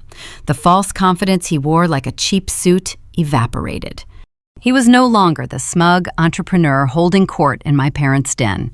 He was a man staring at the concrete walls of a federal penitentiary. "That action constitutes identity theft," Sarah stated, tapping the legal filing with her index finger. "It is also a textbook violation of Title 18, United States Code, Section 1343, wire fraud. Because you utilized interstate internet servers to perpetrate the scheme, the jurisdiction is federal. The statutory penalty includes significant financial restitution and up to 20 years in prison per count. You attempted to execute 2 separate loans, that is 2 counts." Valerie turned her head slowly. She looked at her husband as if he were a stranger. She had spent her entire life believing she was untouchable because our parents shielded her from every consequence. Now her chosen partner was dragging her into a federal indictment. "Greg," Valerie whispered, her voice trembling, "tell her you did not do it." Greg squeezed his eyes shut. He pressed the heels of his hands against his forehead. He offered no defense. The silence in the boardroom stretched thick and suffocating. The only sound was the low hum of the air conditioning. Then a sharp, sudden noise broke the tension. Brenda had been gripping her counterfeit designer handbag on her lap. Her fingers simply gave out. The heavy purse slipped from her silk skirt and hit the hardwood floor. The brass hardware smacked the wood with a loud, echoing crack. She did not lean down to retrieve it. She just stared at the dropped bag, her pristine posture collapsing. The reality of the room finally penetrated her curated suburban delusion. Her family was not ascending to the elite class. They were plummeting into a legal abyss. Sarah stepped back, and Robert took her place at the table. He directed his attention to my father. "Thomas Alethea," Robert said, placing a separate binder on the wood. "Your son-in-law is facing criminal exposure, but your liability is civil, and it is catastrophic." Thomas swallowed hard. He ran a hand over his thinning hair, trying to summon the booming patriarchal authority he used to control our household. It failed him. He looked small. "You initiated a systematic campaign of defamation against my client," Robert explained, outlining the charges with clinical precision. "You contacted the chief executive officer of this corporation and fabricated a felony embezzlement record. But you did not stop there. You proceeded to contact David Kensington Harrison Cole and 3 other prominent industry executives. You manufactured a narrative claiming my client was suffering a severe psychiatric break. You requested they sever their professional ties with her." "I was acting as a concerned father," Thomas interjected, his voice cracking. "I was worried about her health." "You cannot sue a father for making phone calls." "We already did," I said, leaning forward in my heavy leather chair. Robert opened the binder to the summary page. Your defense relies on benevolent intent, Thomas, but your intent was malicious and calculated to cause economic harm. In the state of Illinois, that qualifies as tortious interference with prospective business advantage. You attempted to poison Rachel's professional network to force her into financial dependency. Thomas shook his head, pointing a trembling finger at me. It is my word against yours. I did not put anything in writing. You cannot prove my intent in front of a judge. We do not need a judge to prove intent, I told him, my tone dropping to a quiet, lethal register. Julian recorded your initial voicemail. David and Harrison are prepared to sign sworn affidavits detailing the specific lies you told them. They are respected industry titans. You are a retired middle manager who plays golf. Who do you think a jury will believe? Thomas lowered his hand. The color drained from his knuckles. Because Lumina Data Systems is currently valued at $40 million, Robert continued. Any attempt to defame the majority shareholder threatens the corporate valuation. The board of directors takes that threat very seriously. The civil suit we filed this morning seeks damages for defamation and tortious interference. The initial demand is $5 million. The number hit my father like a physical strike. $5 million. He lived in a house that cost a fraction of that amount. He drove a leased luxury sedan. His retirement accounts were healthy but finite. The sum I demanded was designed to eradicate his entire net worth. You do not have $5 million, I said, addressing my parents. You do not even have the $150,000 Valerie needed for her fake company. You maxed out your credit cards yesterday buying the clothes you are wearing right now. You thought you were walking into this building to receive a seed investment. Instead, you walked into a financial slaughterhouse. Brenda let out a ragged breath, covering her face with both hands. The illusion was dead. They had no leverage. They had no money. They had no power. Valerie finally snapped. The panic bubbled over into pure, frantic energy. She slapped both hands flat against the mahogany table and glared at me. You cannot do this, Valerie screamed, tears ruining her meticulous makeup. We are your family. You are going to send my husband to prison over a stupid mistake. You are going to bankrupt Mom and Dad. What about my life? What about everything we built? You did not build anything, Valerie, I replied, my voice perfectly calm. You stole my intellectual property. You tried to steal my identity. Thomas tried to steal my reputation. You all made choices. Thomas stood up again, pushing his chair back. He leaned heavily on the table, his chest heaving. He played his final desperate card, the same card he always played when he wanted to force my submission. You will not file these papers, Rachel, Thomas growled, his eyes wide and wild. You are bluffing. Suing us would drag your own name through the mud. It will ruin the family image. You will be known as the girl who sent her own relatives to jail. The community will shun you. You would not dare. I looked at the man who had served me burnt scraps at a dinner table. I looked at the man who called my boss to report me for a fabricated felony. He still believed I cared about his suburban social standing. You already ruined the family name, Thomas, I said, standing up from the head of the table. I am just cleaning up the mess. I nodded to Sarah. She stepped forward and handed Greg a thick manila envelope. She handed a second envelope to Thomas. They were the formal service of process documents. The lawsuits were active. You have 20 days to file a formal response with the court, Sarah instructed, stepping back into formation. I suggest you retain defense counsel immediately. I turned away from the table and walked toward the frosted glass doors. The trap had closed. The legal guillotine had dropped. But I knew my family. I knew the silence in the boardroom was only temporary. Their arrogance had been shattered, but their entitlement remained intact. They would not surrender gracefully. Deprived of their control, they were about to become highly unpredictable and deeply dangerous. As the glass doors parted, I heard my phone vibrate in my pocket. The fallout was beginning. I left the high-rise and drove back to my penthouse. The silence inside my vehicle felt heavy and pristine.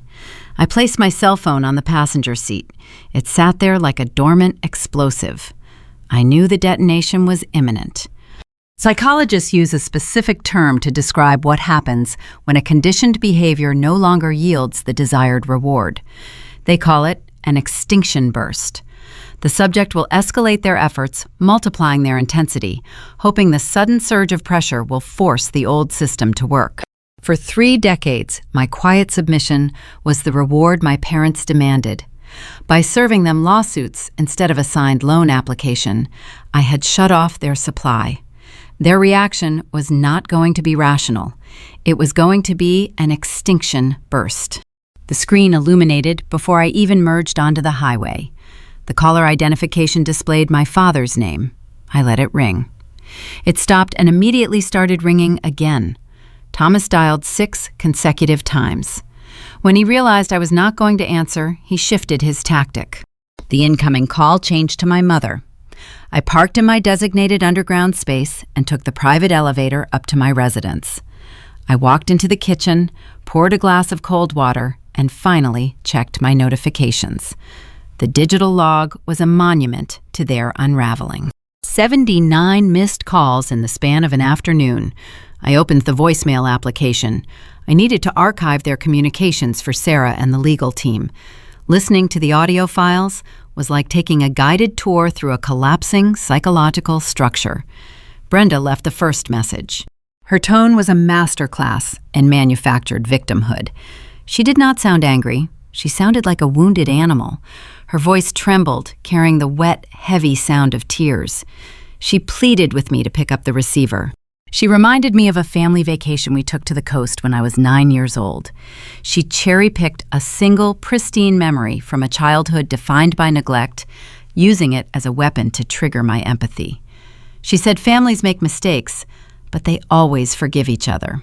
She framed the theft of my intellectual property and the attempted hijacking of my identity as a simple misunderstanding, a domestic squabble. She wanted me to erase a federal crime because we shared the same bloodline. I listened to her weep without feeling a single trace of guilt. Her sorrow was not rooted in regret for her actions. She was crying because she was experiencing consequences for the first time in her life. Thomas took a different approach. He left 5 voicemails, and each recording escalated in hostility. The man who had walked into the boardroom projecting the aura of a wealthy patriarch was reduced to shouting into a microphone. His voice echoed with a frantic, impotent rage. He demanded I answer the phone. He ordered me to drop the civil suit. He warned me that I was destroying the family unit. He actually demanded an apology. The sheer audacity required to demand an apology from the daughter he had just tried to financially execute was breathtaking. He projected his own crimes onto me. He called me selfish. He called me unstable. He told her digital panic translated into run-on sentences detailing Greg's current state. She told me her husband was hyperventilating in their bedroom. The reality of a wire fraud indictment was setting in. He was facing genuine prison time, and the phantom wealth they thought they secured that morning was gone. Valerie begged me to drop the federal push. She promised they would close Aura Haven. She promised they would never ask me for a favor again. When her promises yielded no response, she resorted to the ultimate manipulation tactic. My phone vibrated against the marble countertop. A new message from my sister illuminated the screen. "Where are my kids supposed to go if we lose our house?" I stared at the glowing text. Valerie had 2 young toddlers. She treated motherhood the same way she treated her lifestyle brand. Her children were props utilized for social media engagement and holiday photo cards. She spent more hours curating their matching outfits for internet validation than she did participating in their actual upbringing. Now she was using those same children as human shields. She wanted me to visualize my niece and nephew sleeping on the street. She wanted me to absorb the responsibility for their housing security. She was weaponizing non-existent guilt. It was a classic diversion, trying to make me the villain who evicted innocent children instead of acknowledging that her husband committed wire fraud to finance a lavish lifestyle.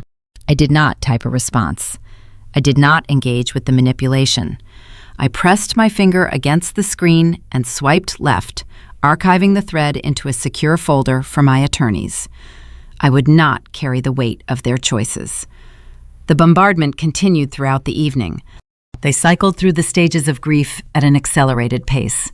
Denial, anger, bargaining, depression. But they never reached acceptance. They were drowning in the reality of their own actions, reaching out to drag me under the water with them. I turned the volume down and watched the city lights flicker outside my window. I felt an incredible, profound sense of peace. The noise on my device was just the death rattle of their control over me. By the second morning, the missed calls began to taper off. The frantic energy of the extinction burst was burning itself out. They were realizing that their tears and their rage held no currency in my world anymore. The silence stretched through the afternoon. I sat at my dining table reviewing the acquisition timeline for Lumina Data Systems. The corporate buyout was proceeding smoothly. The buyer was eager to finalize the paperwork. Then, my laptop chimed. A new email arrived in my primary inbox. It was not from Thomas or Valerie. It was from a generic law firm I had never heard of. The subject line read, "Formal Notice of Intent." I opened the document. Thomas had realized his emotional manipulation was failing.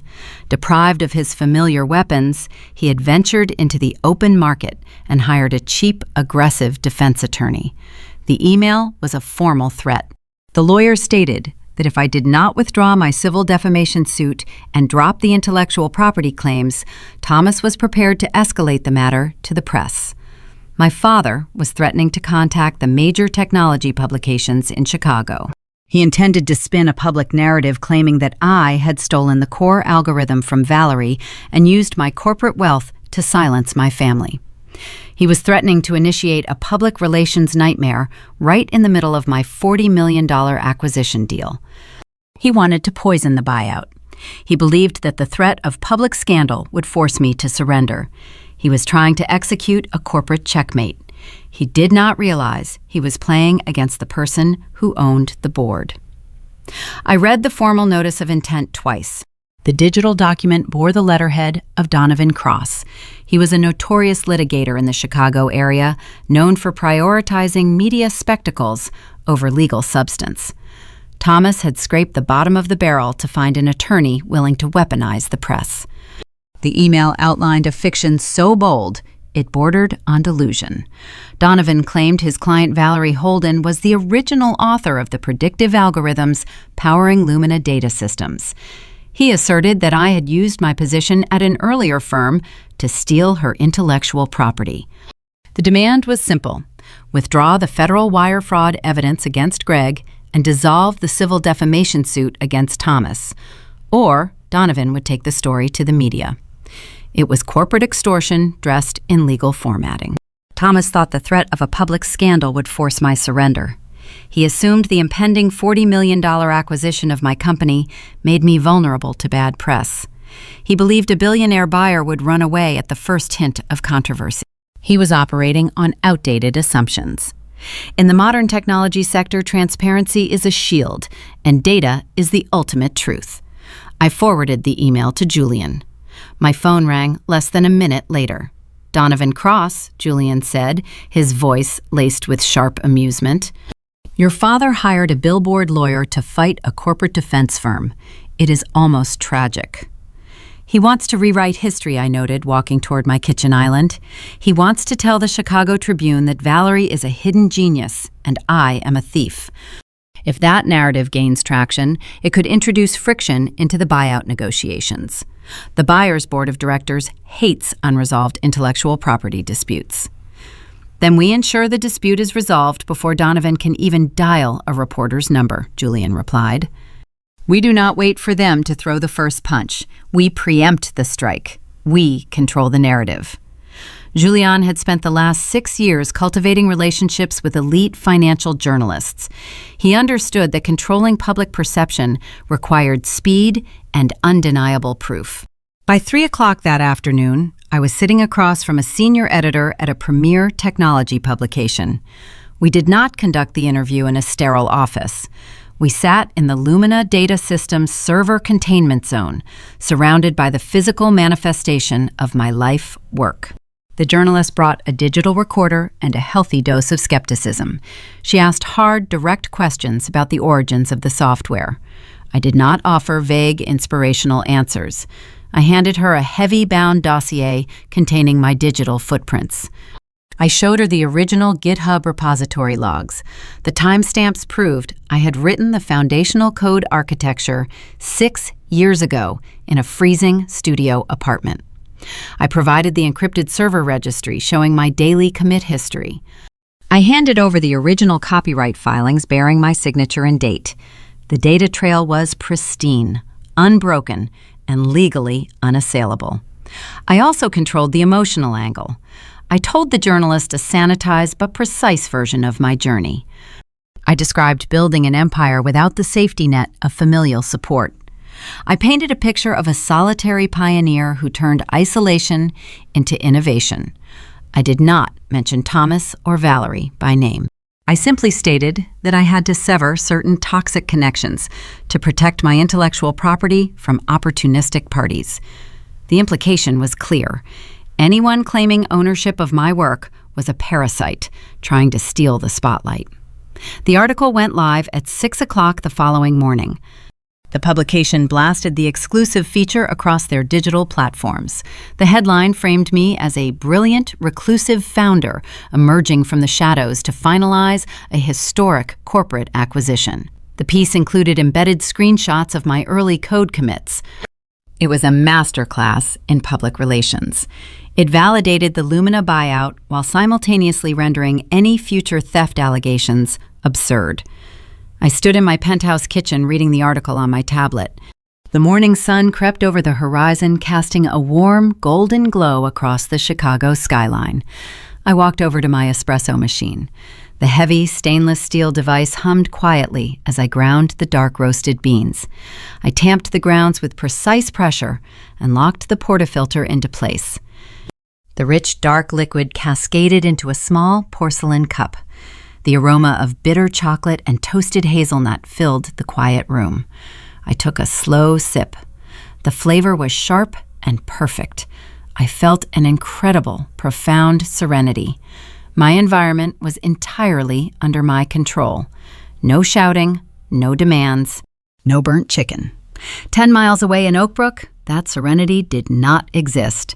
Donovan Cross was a sleazy attorney, but he was not eager to lose his law license. When he woke up and read the morning technology news, he realized his clients had marched him into a trap. He saw the embedded copyright filings. He recognized the irrefutable digital timestamps proving I owned the code long before Valerie even knew how to spell algorithm. Donovan knew that filing a public lawsuit based on intentional lies would expose him to severe judicial sanctions. Extorting a tech founder was risky. Extorting a tech founder who held undeniable federal proof of ownership was professional suicide. My legal team received a formal notice of withdrawal from Donovan's office before 9 o'clock. The document was brief. Donovan cited irreconcilable differences and officially dropped Thomas as a client. He severed all ties, leaving my family legally and publicly defenseless. Thomas had tried to use the press as a weapon and ended up disarming himself. Without a lawyer to shield them, the financial reality of their situation collapsed with terrifying speed. During the weeks leading up to the fake venture capital pitch, my parents had made a series of fatal financial calculations. Thomas and Brenda had always lived beyond their means, utilizing debt to maintain the illusion of elite suburban wealth. When Greg pitched them his Aura Haven business plan, they saw a shortcut to actual riches. Believing the $500,000 Apex investment was a guaranteed certainty, Thomas took out a staggering home equity line of credit against his house. He used that borrowed money to float Greg's failing supply chain and to purchase the luxury wardrobes they wore into the boardroom. He bet the roof over his head on a stolen dream. When the Apex investment vanished, the debt remained. The monthly payment on the leveraged mortgage was astronomical. Thomas had no income to cover the sudden spike in his liabilities. His bank accounts were drained. His credit cards were maxed out. He could not borrow from his peers because his social standing was disintegrating under the weight of the civil defamation suit. The bank holding his mortgage did not care about his curated image or his country club membership. They only cared about the ledger. A certified courier arrived at the Oakbrook house that afternoon. The courier did not deliver a venture capital check. He delivered a formal notice of default. The financial institution initiated foreclosure proceedings on the property. The sprawling suburban house with the manicured lawn and the Persian rugs was no longer theirs. The bank was reclaiming the asset. Thomas and Brenda were losing their sanctuary. The walls they used to lock me out were crumbling around them. They had spent decades judging their neighbors based on material wealth. Now they were facing the ultimate humiliation of public eviction. Their prized social status was evaporating, leaving them with nothing but the consequences of their own cruelty. They were out of moves. The extinction burst had failed. The legal threats had backfired. The financial foundation was destroyed. They were backed into a corner with no remaining leverage. My phone vibrated on the Marble Island. It was a message from Sarah. She informed me that Thomas had reached out to her office directly. He did not sound angry anymore. He sounded defeated. He requested a final sit-down to negotiate a settlement. He was ready to surrender. I finished my espresso and set the porcelain cup in the sink. The war was over, but the terms of their surrender still needed to be dictated. Sarah arranged the meeting for 10 in the morning on a Tuesday. Her downtown law firm occupied the 42nd floor of a monolithic steel structure in the Loop. The aesthetic of the space was deliberate and unyielding. It featured polished concrete floors, frosted glass partitions, and severe geometric furniture. It was an environment designed to project sterile authority. It was the exact opposite of the noisy, cluttered suburban house where my family had spent decades manufacturing their delusions. They arrived 14 minutes late. During my childhood, Thomas often employed tardiness as a psychological tactic to establish dominance in business interactions. He believed making other people wait reinforced his own importance. Today, the delay did not project power. It only highlighted their profound disorganization and exhaustion. When the receptionist escorted them into the primary conference room, the physical transformation was startling. They looked like hollowed-out versions of the people who had marched into the Lumina boardroom just a few days prior. Thomas lacked his tailored suit. He wore a gray, off-the-rack jacket that sagged at the shoulders. The silver hair at his temples had spread seemingly overnight, and his posture was stooped under the invisible weight of the foreclosure notices sitting on his kitchen counter. Brenda wore flat, sensible shoes and a simple dark blouse. She carried no counterfeit designer handbag. She wore no jewelry. Valerie looked devastated. She had stopped applying her meticulous makeup. Her face was pale, the skin drawn tight around her cheekbones, highlighting the dark circles beneath her eyes. Her vanity had been stripped away, leaving only raw panic. Greg walked 2 paces behind her. He refused to make eye contact with anyone staring fixedly at the beige carpet. He was a shell of a man, waiting for a prison sentence he knew he deserved. I sat beside Sarah at the long, polished oak table. There were no pleasantries offered, no handshakes, no pitchers of sparkling water. Sarah pushed 4 thick, leather-bound binders across the smooth wood. The heavy thud of the documents settling in front of my family sounded like a gavel striking a block. "These are the final settlement agreements," Sarah stated, her voice devoid of any conversational warmth. "My client has authorized a single, non-negotiable path forward." I took over the explanation. I needed them to hear the terms directly from me. I needed them to understand that the girl they used to command was the one writing the laws of their new reality. "You committed federal offenses," I said, keeping my gaze fixed on Greg, who flinched at the word federal. "I possess the digital evidence to send you to a penitentiary. However, a criminal trial requires my time, my energy, and my public testimony. I am currently finalizing a significant corporate transaction. I refuse to let your poor choices interrupt my schedule or distract my board of directors. Therefore, I am offering you an alternative." Thomas leaned forward, resting his elbows on the table. His hands were shaking. He clasped them together to hide the tremor. "First," I instructed, outlining the parameters, "you will sign over 100% equity of Aura Haven to Lumina Data Systems. Every physical asset, every registered domain name, every stolen fragment of proprietary code.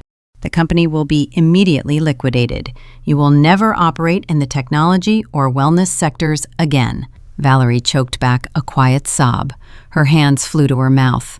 Aura Haven was her entire identity. It was the vehicle she used to project superiority over her peers. Signing it away meant admitting she was a fraud. "Second," I continued, ignoring my sister's tears, "you will sign a perpetual ironclad non-disclosure agreement. You are legally forbidden from discussing my name, my career, my finances, or the terms of this settlement with any third party. Not to the press, not to your neighbors, not to your extended relatives. You will forfeit the right to acknowledge my existence in any public or private forum." Brenda closed her eyes, a tear leaking past her lashes. The loss of her social narrative was a fatal blow. She could never spin a story about her successful daughter to the country club wives again. "Third," I said, delivering the final condition, "a binding no-contact order. You will never call my personal or professional phone numbers. You will never send an email. You will never approach my residence or my place of business. If you breach any of these stipulations, the settlement is instantly voided and the unredacted wire fraud evidence goes directly to the United States Attorney." During my childhood, I watched my parents dictate the terms of survival to everyone around them. They commanded waitstaff, they bullied local contractors, and they silenced my opinions before I could even articulate them. The power dynamic in our household was a rigid caste system, where I was born into the lowest tier. Sitting in this leather chair, dictating the parameters of their future, felt like rewriting the laws of physics. The universe was finally correcting itself. Thomas placed his trembling hand on the cover of the binder. He tried to summon the ghost of his former patriarchal authority. He tried to negotiate a treaty instead of accepting a dictated peace. "Rachel," my father rasped, his throat sounding dry and cracked, "you are taking everything. The bank is already seizing the house. We have nothing left to start over with. You have to leave us a fraction of the equity, just enough to secure a rental property. We will sign the gag order, but you cannot leave us destitute." I looked at the man who had called my boss to destroy my reputation. I studied the face of the man who tried to weaponize the pity of my mentors to starve me into submission. "You gambled your house on a stolen dream, Thomas," I replied, my voice cold and steady. "I am not your safety net. You sign the documents exactly as they are written right now, or we conclude this meeting and let the justice system process your son-in-law." The finality of my statement crushed the last ounce of resistance in the room. Brenda broke. The stoic, curated matriarch shattered under the pressure. She leaned across the wide oak table, her shoulders heaving with genuine, desperate sobs. She extended her right hand, reaching out toward my forearm across the polished wood. Her fingers brushed the fabric of my charcoal sleeve. "You are still my daughter," Brenda cried, her voice a broken, raw whisper. "Please, we are your family." I pulled my arm back out of her reach. My expression remained frozen. I felt no pity. I felt no residual longing for maternal affection. The well had run dry years ago, baked away by decades of neglect and passive-aggressive cruelty.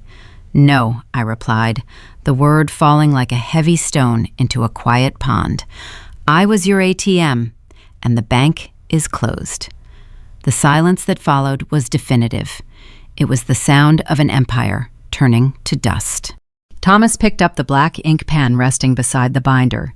His hand shook so badly the metal tip rattled against the paper. He signed his name on the designated line, surrendering his voice and his pride. He passed the pen to Brenda. She signed through her tears, the ink blurring slightly from the moisture falling on the page. Greg signed next. He did not read the clauses. His spirit was already defeated, accepting the mercy of poverty over the certainty of prison. Valerie hesitated the longest. She held the pen suspended over the signature line that would execute her identity as a chief executive. Her hand hovered, trembling with the grief of a shattered ego. She finally lowered the tip and scribbled her name. Sarah stepped forward and gathered the 4 binders. She checked the signature pages for proper execution and gave me a curt nod. The transaction was finalized. They had signed away their right to harm me ever again. I stood up from the heavy leather chair. I did not offer a farewell. I did not offer a final piece of advice. I turned my back on the 4 strangers sitting at the oak table and walked toward the exit. The heavy wooden door clicked shut behind me, severing the bloodline forever. The corridor outside felt remarkably bright. The air was thin and clean. A new conflict was no longer looming on the horizon. Only the future remained waiting to be written. The ink from my fountain pen dried on the final signature line. The leather chair in the primary conference room felt different today. Julian Sterling sat across from me, sliding the thick portfolio toward the transition team. The buyer was a multinational technology conglomerate. The final purchase price was $80 million. My share transferred into a secure network of diversified trust accounts before I even walked out of the building. The transaction required 3 hours of legal formalities, but the emotional shift occurred in a fraction of a second. I stepped out of the high-rise and felt the Chicago wind hit my face. The cold air rushed through the concrete canyons, carrying the scent of rain and exhaust. It was my last day in the city. The war was won, and the battlefield no longer held any appeal. 6 months later, I stood in my new office. The Pacific Northwest offered a different kind of quiet. My headquarters occupied the top floor of a restored brick warehouse in downtown Seattle. The space was open, filled with natural light and the low hum of focused work. Rain traced slow lines down the tall industrial windows. I did not build another corporate empire. I built an incubator. The foundation provided seed capital, mentorship, and secure legal resources to female technology entrepreneurs who lacked traditional safety nets. We funded women who were building their dreams in isolation, women who had been told they were too demanding, women who had survived households where their success was treated as a communal resource to be drained by entitled relatives. I recognized their drive because it mirrored my own. I provided the capital my parents had refused me. When a young founder pitches a concept in my Seattle boardroom, I do not look for flashy presentations or counterfeit designer clothes. I look for the underlying data. Yesterday, a 24-year-old developer presented a supply chain verification tool. Her hands shook while she spoke. She apologized for her nerves, explaining she had never pitched to an investor before. Her family had actively discouraged her from pursuing computer science, telling her it was a waste of time. I listened to her story and remembered the weight of that exact discouragement. I did not offer her a patronizing smile. I audited her code. The framework was brilliant. I wrote the funding check and connected her with an elite legal team to protect her intellectual property. Watching her realize that her hard work was finally yielding a tangible reward brought a quiet satisfaction that a corporate buyout never could. I walked over to my desk. It was a solid slab of reclaimed walnut, clean and uncluttered. A single framed document rested near my monitor. It was not a press clipping or a magazine cover. It was a printed sheet of my very first algorithm syntax. The code I had typed with numb fingers in a freezing Rogers Park studio 6 years ago. I traced the edge of the dark wood frame. That page represented the exact moment I chose my own survival over the approval of my abusers. Looking at the raw lines of logic, I felt a profound, unshakable peace and total ownership over my life. The ironclad non-disclosure agreement dictated that my family could never contact me. It forbade them from speaking my name. It did not prevent the industry grapevine from delivering occasional updates. Julian called me on a Tuesday morning to discuss a minor patent transfer. Before we ended the call, he offered a brief clinical summary of the fallout in Illinois. The legal structure we enforced had worked flawlessly. Stripped of the fake wellness brand and drowning in unmanageable debt, Valerie and Greg turned on each other. The illusion of their perfect marriage shattered when the financing disappeared. Without my bank accounts to subsidize their lifestyle, the resentment festered. The divorce was finalized in less than 90 days. Greg could not secure a job in the technology sector due to the quiet background checks required by any reputable firm. Julian mentioned seeing him working the retail floor at a big box electronics store in the suburbs, trying to sell extended warranties on televisions. The bank foreclosure on the Oakbrook house proceeded without mercy. Thomas tried to leverage his country club connections for a bridge loan, but his peers recognized a sinking ship. They distanced themselves to protect their own reputations. The sprawling house with the manicured lawn and the Persian rugs was auctioned off to a real estate developer. My parents had to pack their curated lives into cardboard boxes. They relocated to a cramped two-bedroom apartment in a less desirable municipality. There were no more lavish dinner parties. There was no more burnt chicken served on fine china. Thomas and Brenda spent their days trapped in close quarters, surrounded by the physical evidence of their failure. They built their own prison, brick by brick, using arrogance and greed as mortar. The most remarkable part of their collapse was my own reaction to it. I felt no triumph. I felt no sorrow. I felt nothing at all. For 32 years, I believed my worth was tethered to their validation. I thought their constant criticism was a reflection of my flaws. The physical and emotional distance proved that their cruelty was always a reflection of their own emptiness. Silvering those ties did not leave me broken. It unleashed my potential. Cutting out the toxicity was the catalyst for a life I never could have imagined while sitting at their dining table. I slept soundly. I ate well. I trusted the people in my circle because I had vetted their integrity. The liberation was total. The financial freedom was merely a byproduct of the emotional freedom. I learned that silence is not submission. Silence is a strategy. My family assumed my quiet demeanor meant I was weak. They mistook my boundaries for vulnerability. They found out the hard way that the person who speaks the least usually holds the most power. I want to pause here for a moment. Think about the people in your own life. Think about the dynamics you accept because you share a bloodline or a long history. If you stopped giving to the people demanding your sacrifice, would they still call? Would they check on you if you had nothing left to offer? Would they invite you to the table if you stopped paying for the meal? The answer might break your heart. You might realize that the affection you thought you were earning was just a transaction. But walking away from a bad deal is the best investment you will ever make. The truth might break your heart, but it will also set you free. We all carry an image of the ideal family dining table in our minds. It represents warmth, shared laughter, and the unspoken promise that no matter how harsh the world gets, this is your sanctuary. In American culture, where we champion rugged individualism and self-made success, the family is supposed to be the anchor that keeps us grounded as we reach for the stars. But what happens when the anchor is the very thing dragging you under the water? Rachel's story isn't merely a dramatic tale of corporate revenge.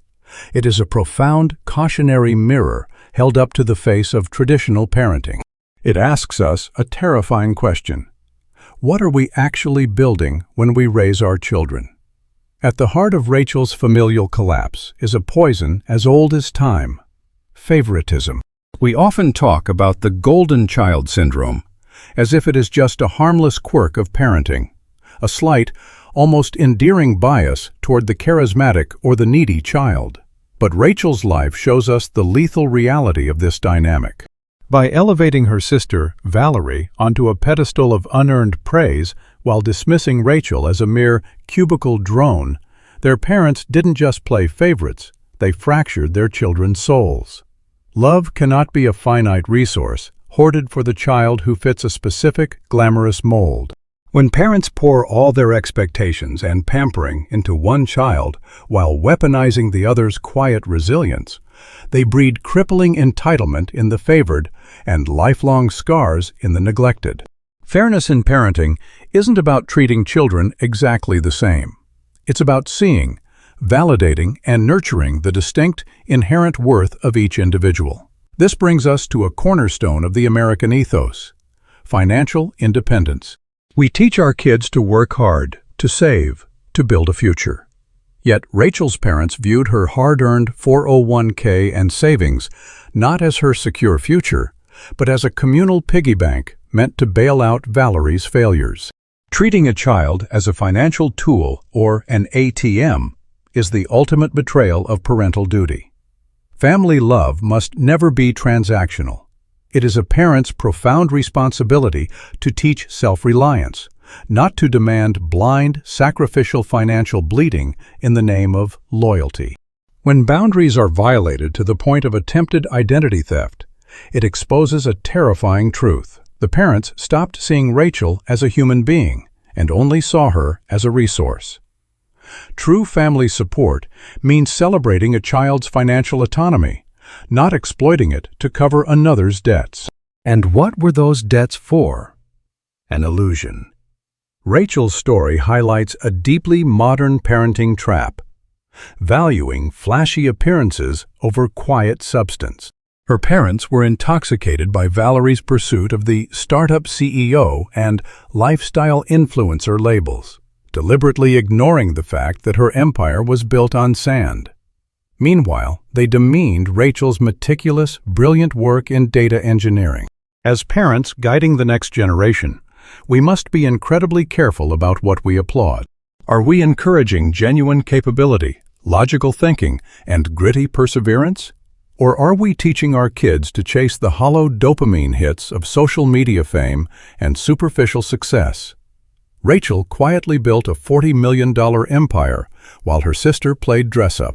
The universe eventually audits us all, and substance will always outlast the facade. Perhaps the most chilling element of Rachel's journey is her father's justification for his cruelty: protecting the family image. He was willing to fabricate a felony, call her boss, and attempt to destroy her livelihood to force her into compliance, all under the guise of traditional family honor. But honor that requires the destruction of your own child is not honor. It is abuse dressed in Sunday clothes. In our society, where community standing and neighborhood perception can feel paralyzing, we have to deeply rethink what family honor truly means. It must be rooted in honesty, moral integrity, and mutual respect. It cannot be used as a weapon of manipulation or a heavy blanket to conceal toxic behavior. Filial piety and respect for our elders are beautiful concepts, but they do not require children to set themselves on fire just to keep their parents warm. By the end of the story, the most tragic victim of the parents' misguided love wasn't Rachel. Rachel survived, thrived, and liberated herself. The true casualty was Valerie. By constantly covering up Valerie's mistakes, shielding her from consequences, and trying to steal from Rachel to pave Valerie's way, the parents effectively crippled their golden child. Helicopter parenting and endless enabling do not create strong adults. They create fragile architectures that collapse at the first gust of reality. Teaching children to take responsibility for their own choices is one of the most painful but necessary acts of parental love. By denying Valerie the chance to fail, they denied her the ability to grow, leaving her entirely ruined when the artificial supports were finally kicked away. Rachel's journey is a harrowing reminder that a healthy family is not an entity that demands blind sacrifice.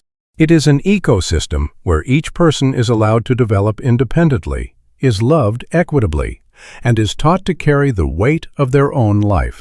If the themes of hidden family dynamics, setting powerful boundaries, and reclaiming your self-worth resonate with you, please take a moment to subscribe and follow our channel, Sophia Told Stories.